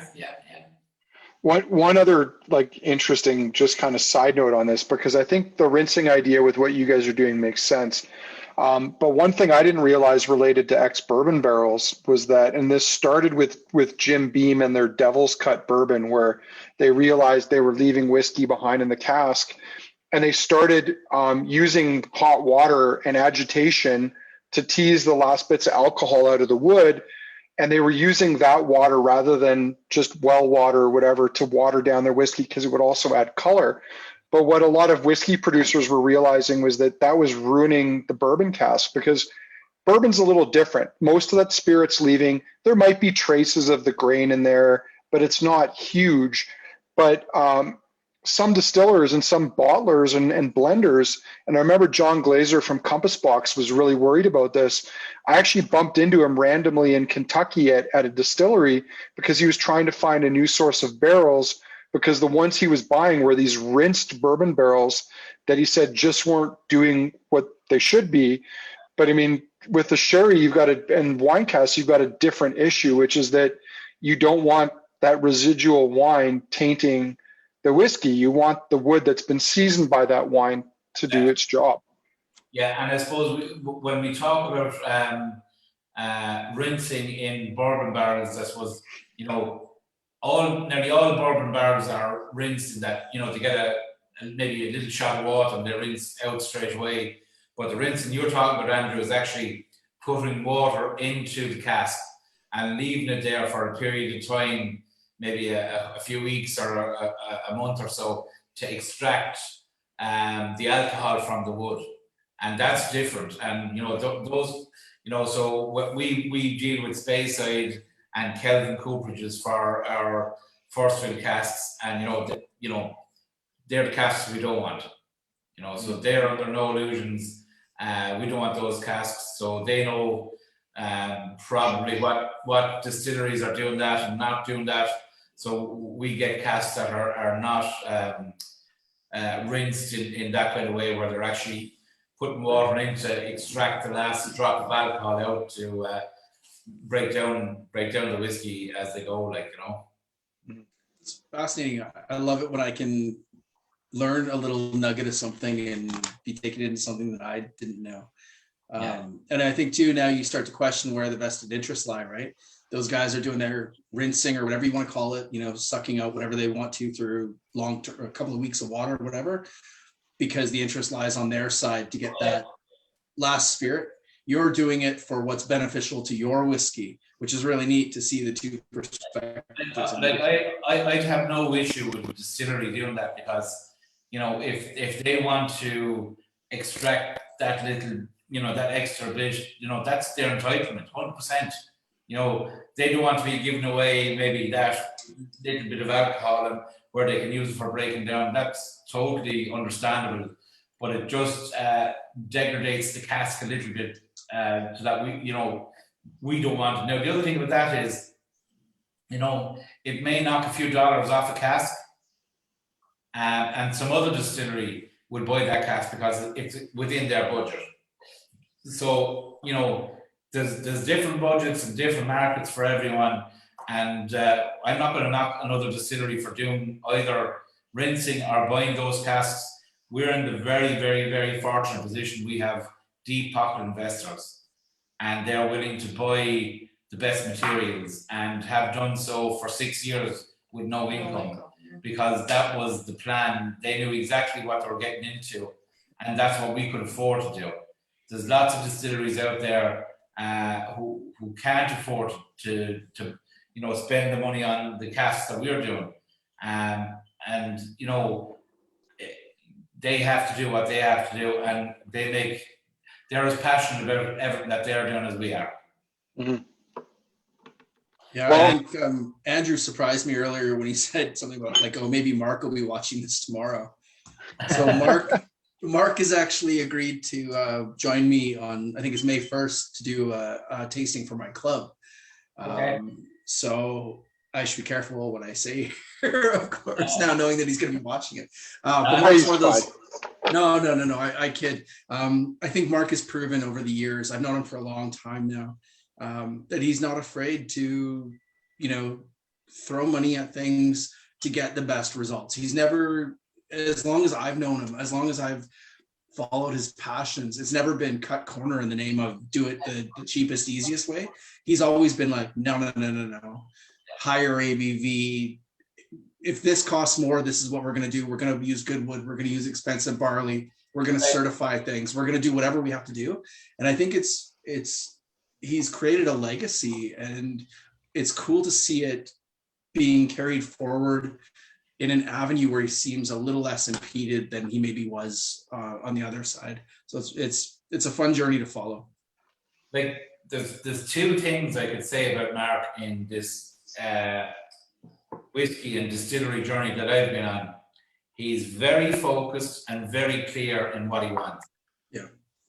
And he's also very open and very free to give you the reins, which is, unbelievable. Like Mark will say, I want this to happen, or this is what we're going to do, and leaves you do it.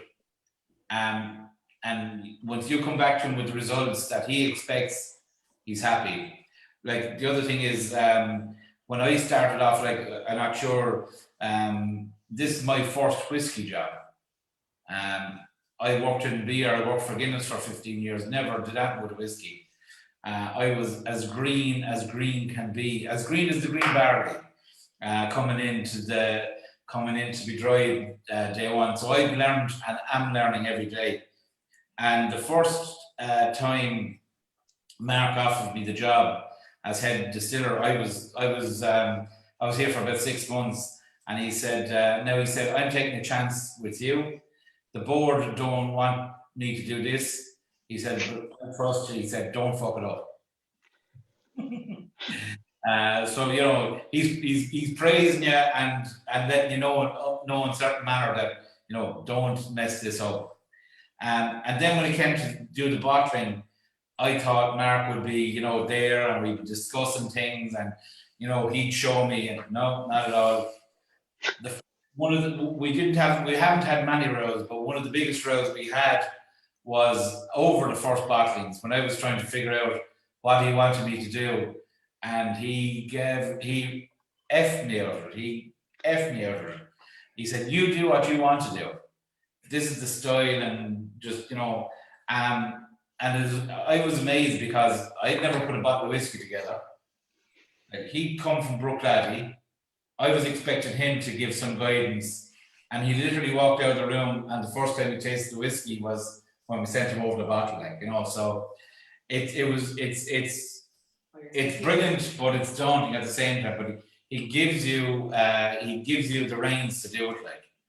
That's a better story, Ned. That's a way better story than Mark telling you what to do, right? Like, this is your baby at this point. And I think Mark has always recognized the value of a great story, and this is a brilliant success story. Mm-hmm. And I suppose the other thing as well, one of the things that he wanted me to do was look at whiskey with virgin eyes in some respects, not be impeded by, being involved in the industry or having tasted a heap of whiskeys and trying to get these flavors. He wanted someone coming in with eyes wide open and understanding and knowing what Waterford was about from day one, so that we could, treat it with the utmost respect in the best way to get the best, hopefully, whiskies together. So that was his other thing as well. Like, well, he only told me that after. I don't even think he told me that. Someone else told me that. That's what he was on about. So you know, that was pretty cool as well. Like, Well, Ned, for someone who, you know, didn't have a background in whiskey, I mean, you've done extremely well in, you know, and obviously Mark recognized there's some talent, and, you know, it's kind of my ethos as a business owner too. If you have good people, you look after them and you give them responsibilities. And then obviously then the expectation is that they hopefully will live up to that. And so, you know, well done. I mean, for someone who doesn't have a whiskey background, you've put together some pretty damn good bottlings. the next one is going to be the best one. That's what I always say. The next one, the next bottling. Well, but also just, well, I'm not talking about sample number 6. I'm talking about in the future, we're looking for the best one. But I suppose, yeah, we'll pour organic 1.2 while I'm spouting on here. But like at this point, we have a brilliant distilling team. We have had probably 6, 7 different distillers over the years. Some people have moved on to different roles. Neil Conway now is head brewer. It's a huge team effort. Like Anthony and Paul looking after the maintenance, the buildings, and Megan and the lads. Like it's a whole team effort. Like Megan said at the very start, everyone here has different caps. So you could be shoveling grain one day that has spilled somewhere, and you could be talking to how many Canadians here at 3 o'clock on a Saturday morning for us. So it's a wide variety, and that helps make it so interesting and so good. Like, we're not doing the same thing every day. And the other thing is, Mark doesn't mind what we say. You know, we can say what we want once we believe it, and it's, you know, we're not bullshitting and we're not, you know, going on like that. He doesn't mind what we say. Just be yourself.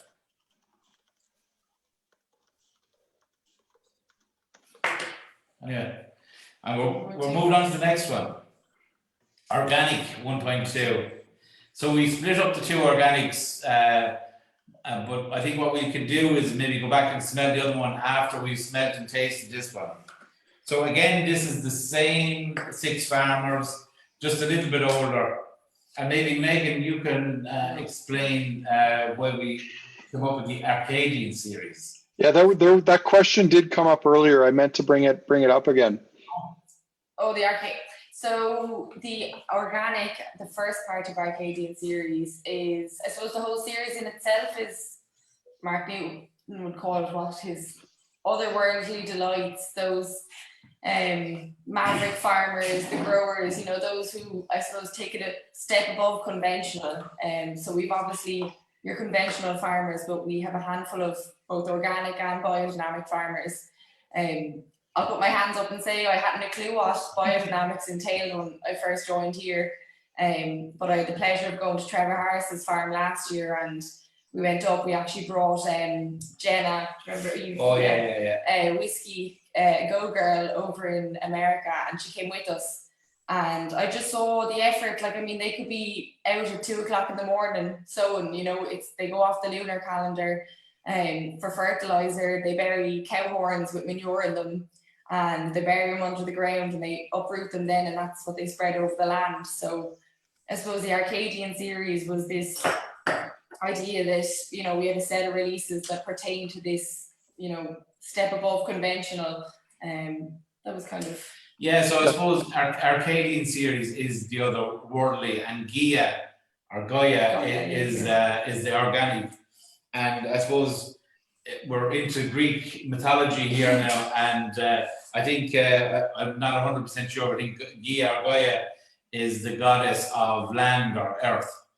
So that's where the name came from. So the Arcadian series is going to be our organic, our biodynamic, our heritage grains. So the non-conventional barleys. So yes, that's where that comes from. There's and I'm sure Mark thought of this too, but there's another definition for Arcadian too, which is one who lives a simple life. And if you think about organic and biodynamic, they both fall into that. I mean, it's the less is more concept. So I'm sure that that has some sort of element as well too. Yeah, no. Bringing it back to the roots, I suppose, the traditional way. Yeah, like the one thing I like about the organic and the biodynamic is there's no artificial fertilizers used on the soil. So the soil is more prominent, it gets more of a chance to get involved with the barley. And I think that comes through for me on the nose and on the taste. So we'll have a little smell of the 1.2.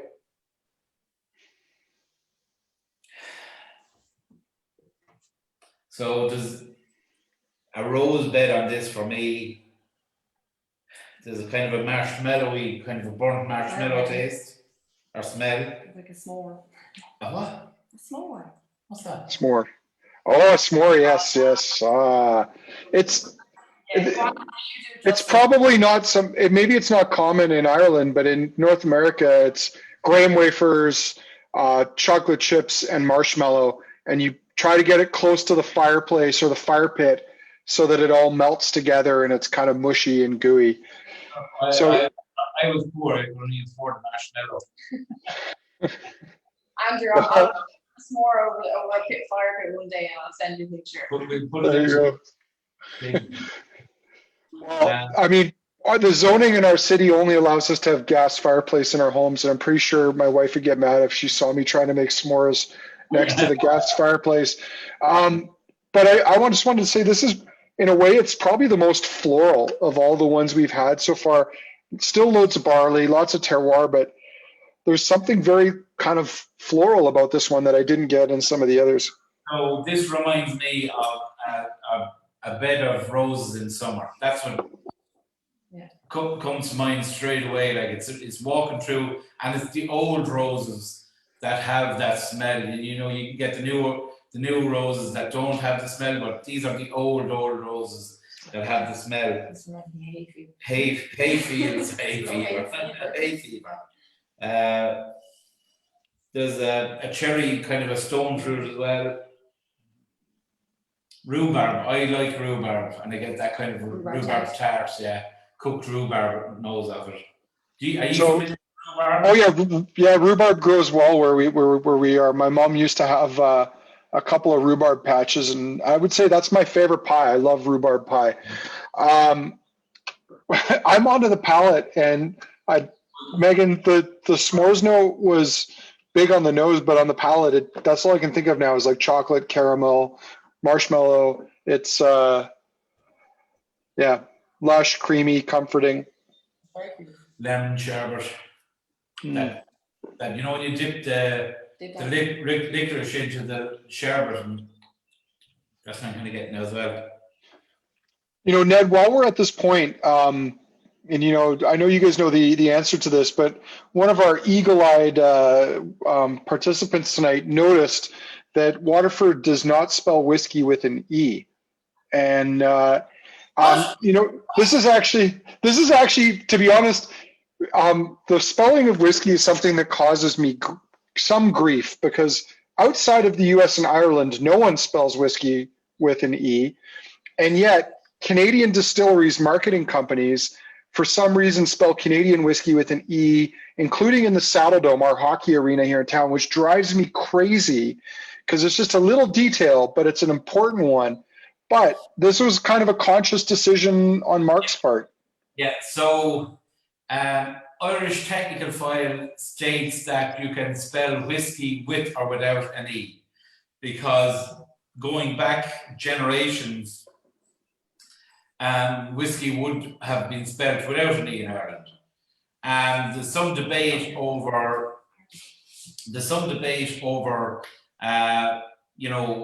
when it changed.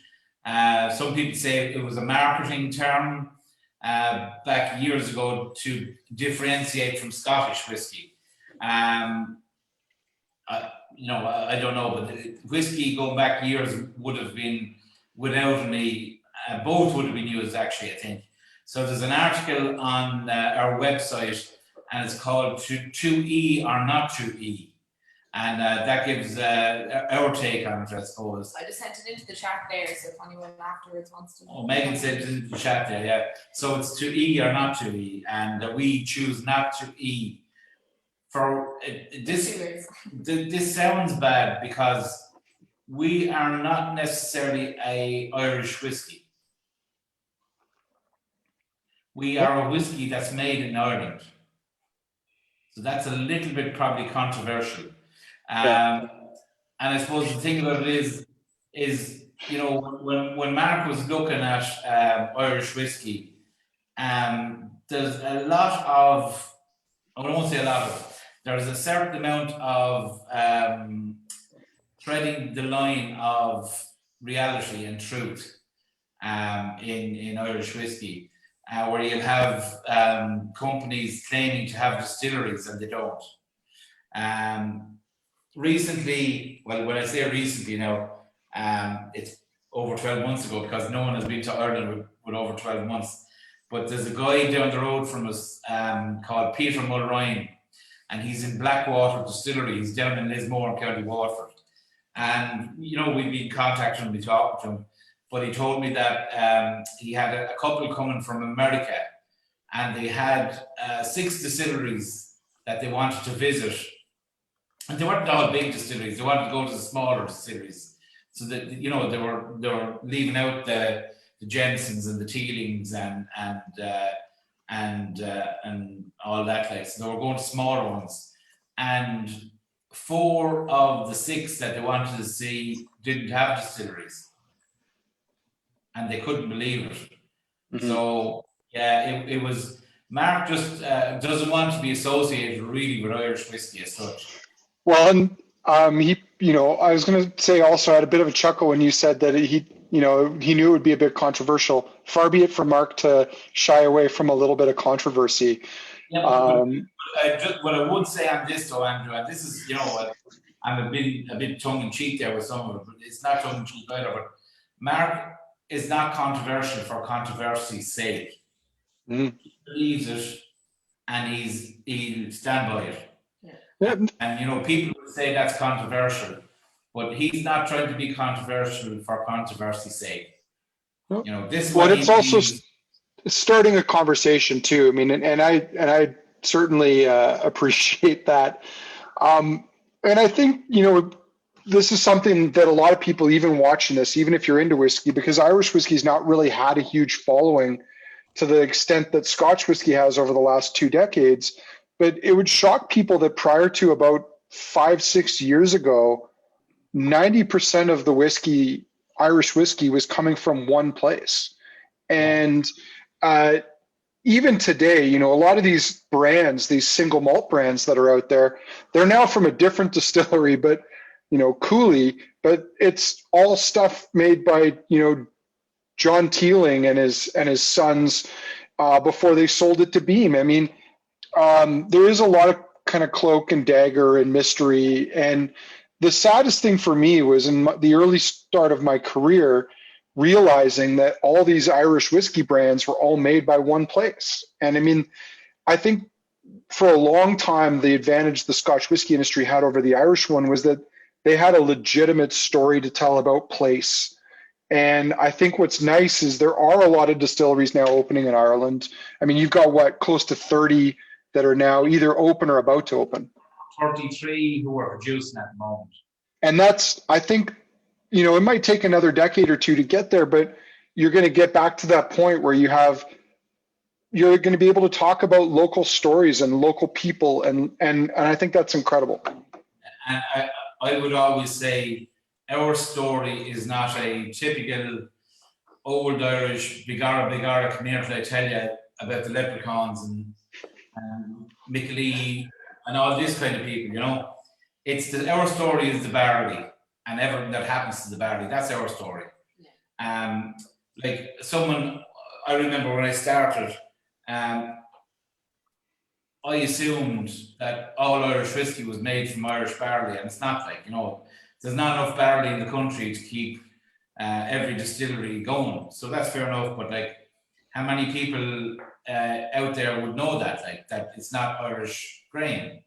The other thing was, I remember when we started here, Teelings were, building the place in the Liberties in Dublin around the same time, and maybe the following year, one of their whiskies won World Whisky of the Year, or won a gold or silver or bronze for their 18 or their 25-year-old. And I remember someone asking me, because they had a program on the television in Ireland about the distillery opening up, and they said, if they're only building a distillery, how come they have a 20-year-old whiskey?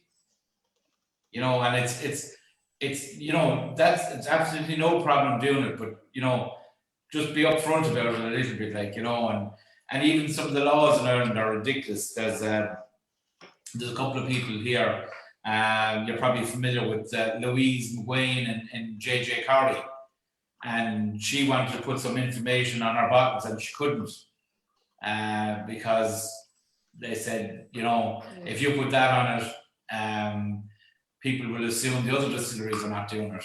And she just wanted to tell the truth, when we were doing our bottlings, it was like the more honest you were, the more you'd feel it back. Yeah, when we were doing our bottlings, there was 6 months lost, I'd say, over and back with the relevant bodies about what we could put on the bottle and not, and the two marks literally were pulling out their hair and sending emails and phone calls to us going, what the F is going on?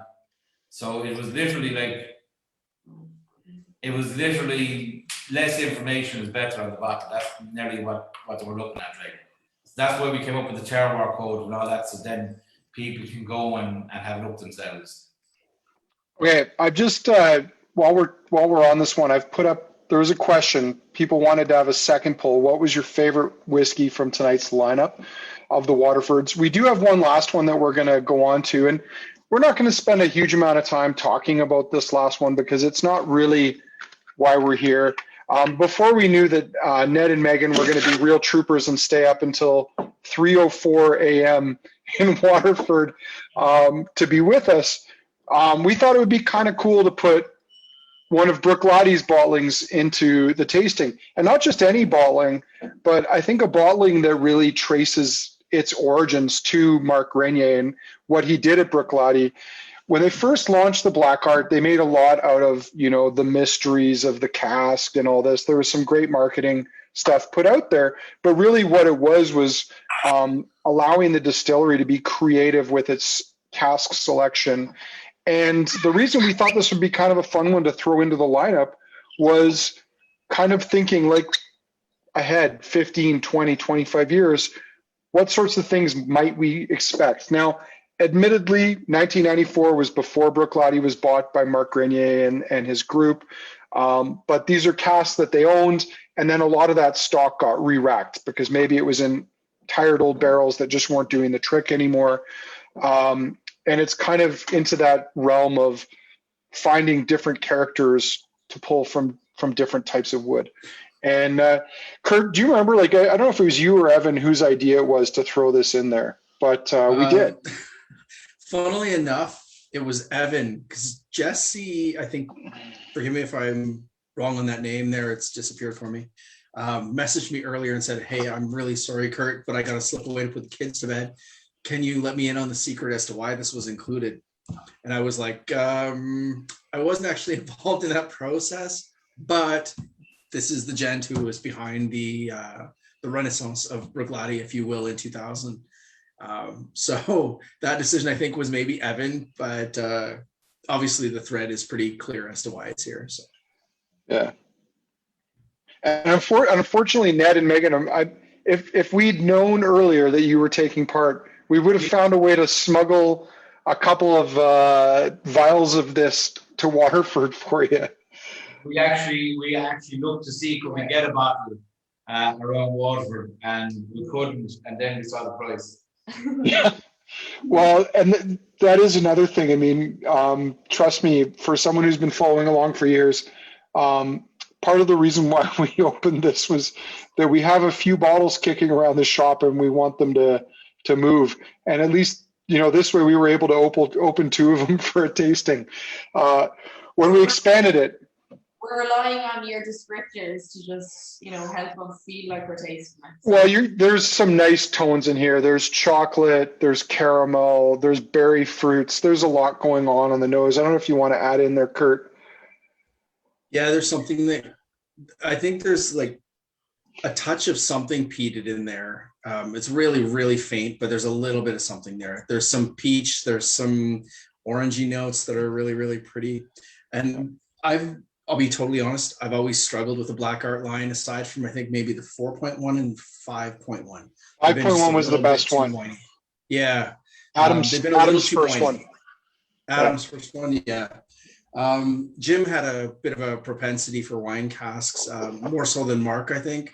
Mark was passionate about the wood, as Ned said earlier, and he was passionate about these great wines he'd had and stuff. Jim, I think, had a palate that was a little more bombastic. He'd look for these big flavors, and he'd love to push these massive flavors in your face. So the Black Art line has always been a little bit of a struggle for me. I'm happy to say that, much like anytime there was any kind of wine casks involved in the whiskeys you tasted tonight, you're not getting that wine funk here. It's just kind of elegant. It's a way of adding a bit of a fruitiness to it, I think, without adding the character of wine per se. And this is, to me, the way it should be done again, which is kind of nice for a lineup 8 whiskeys deep. And I don't mean tonight, I mean the Black Art line, sorry. 8 different expressions of it, and only 2 of them have been to my liking. So it's cool to have another one that is to my liking. Yeah.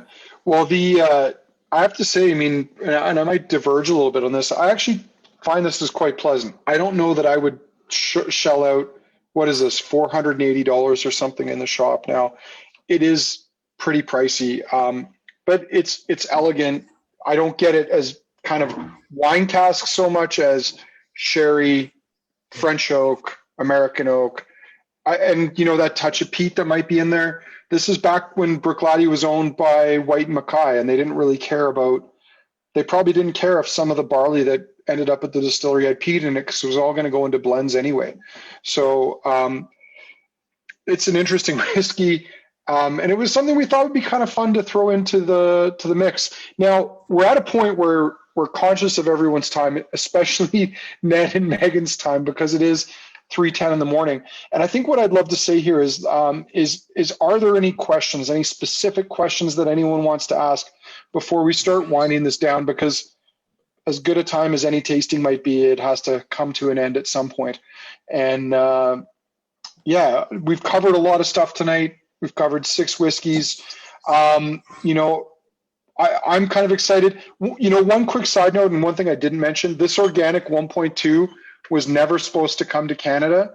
My understanding it was for a different market, and for some reason they didn't take it. Sweden, yeah. For Sweden, the Swedes. Their government liquor store decided not to take it, I guess. So yeah, any questions? It doesn't have to be about whiskey. We're here to answer questions. Yeah.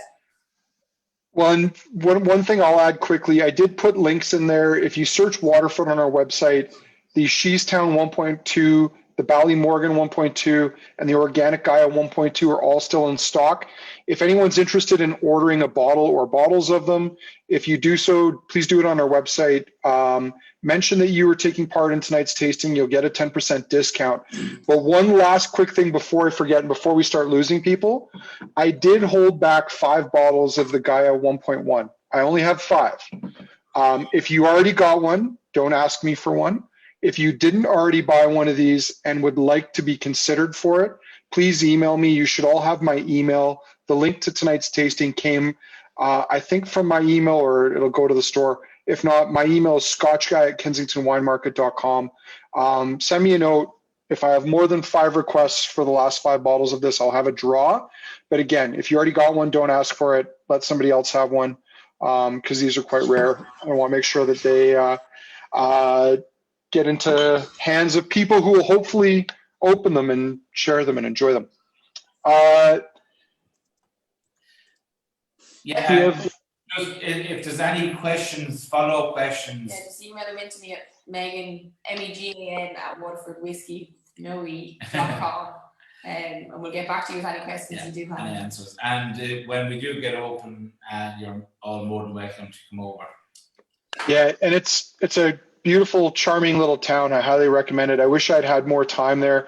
I've just ended the polling, and I'm going to share the results here. And surprisingly or not, the Bano Island is still the malt. I don't know, like Kurt, I got to ask you, like going through that range, if you had to choose one, what would be yours? I love the Organic Gaia 1.1. There's just something about it that speaks to maturity beyond its years more than the others do. The other ones are perfect examples of what young whiskey can be when it's executed properly. The 1.1 Gaia was just at another level. I think there's just something about it that was a little more special than all the others to me. And I think next to that, I know I'm going to be bucking the trend here on this, and I really, really dug the Valley Kilcavan to start with. I thought there was just enough funk, just enough character that even though initially I preferred the Bano Island like months back, I just liked how bold it was. It was kind of marching to the beat of its own drum, and I really, really dug that one. But sorry? I was going to say it's more spirit driven too, because it just doesn't, that lack of virgin oak allows more of the spirit to shine through on it. Yeah, maybe that's it. I was going to say, I think the two that I was most impressed by, and I love the Bano Island, it's my close third, but for me, the Organics were my favorites. And I don't think it's necessarily because they're organic, but I think it goes back to that concept of, the sum of all the parts being greater than any of them on their own. The organic releases are all a marriage of 6 different farms, 6 different components. And I think whenever you do that, especially if you're doing it well, you're creating an opportunity to make something better than any of those individual things on their own. And, what I think is cool looking at Waterford moving forward is you've got, like, would you say 90 farms you've now worked with? You've got all these different components and vintages. Yeah. So for me, it's like going to a kitchen or a larder and having tons and tons and tons of ingredients that we can put together any way we want. Yeah. Well, Andrew, again, very well done, Kurt. I love that you and I are both fans of the Organic more than the others. The first time I ever met Mark, very first time, this was in 2010. I flew to Isla. Alan Logan came and grabbed me from the airport, drove me back, spent some time in Duncan's office, went and spent some time with Jim, spent some more time with, sorry, go ahead, Ned. Stop it there. Explain to people who haven't been to Isla what the airport is like. The airport, can we actually call it an airport? Yeah, if the airplane lands there. Yeah, well, I think you're lucky if you're actually able to land. Yeah. Yes. And I've actually had the plane had to veer around sheep. It's pretty awesome. I went to the distillery after the first couple of hours of tea and coffee and cookies and everything with Duncan and Ella and everybody. They took me to Mark's office, and you could tell they were kind of holding this back a little bit. And I went into his office, and Mark was a dervish, I swear.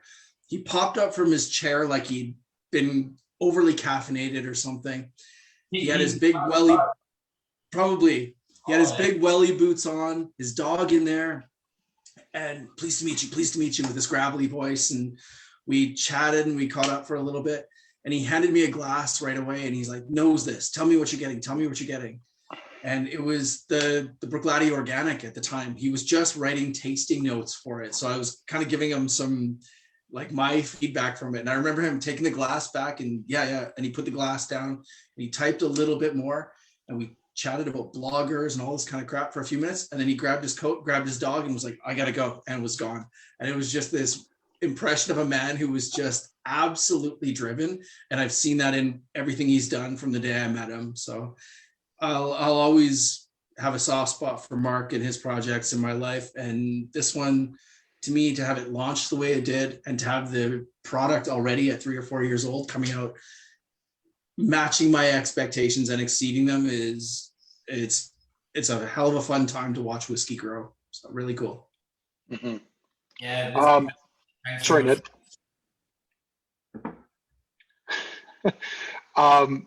Yeah, Kurt, I just want to quickly comment on one thing you said. I too remember a couple of meetings in Mark's office talking about terroir and going through different samples of barley. And on one of those occasions, I remember I was just not into it. And he was like just nonstop because the guy he's so passionate about it. He wants to share everything. And I remember the saving grace was his little Jack Russell Terrier was like literally trying to eat my hand.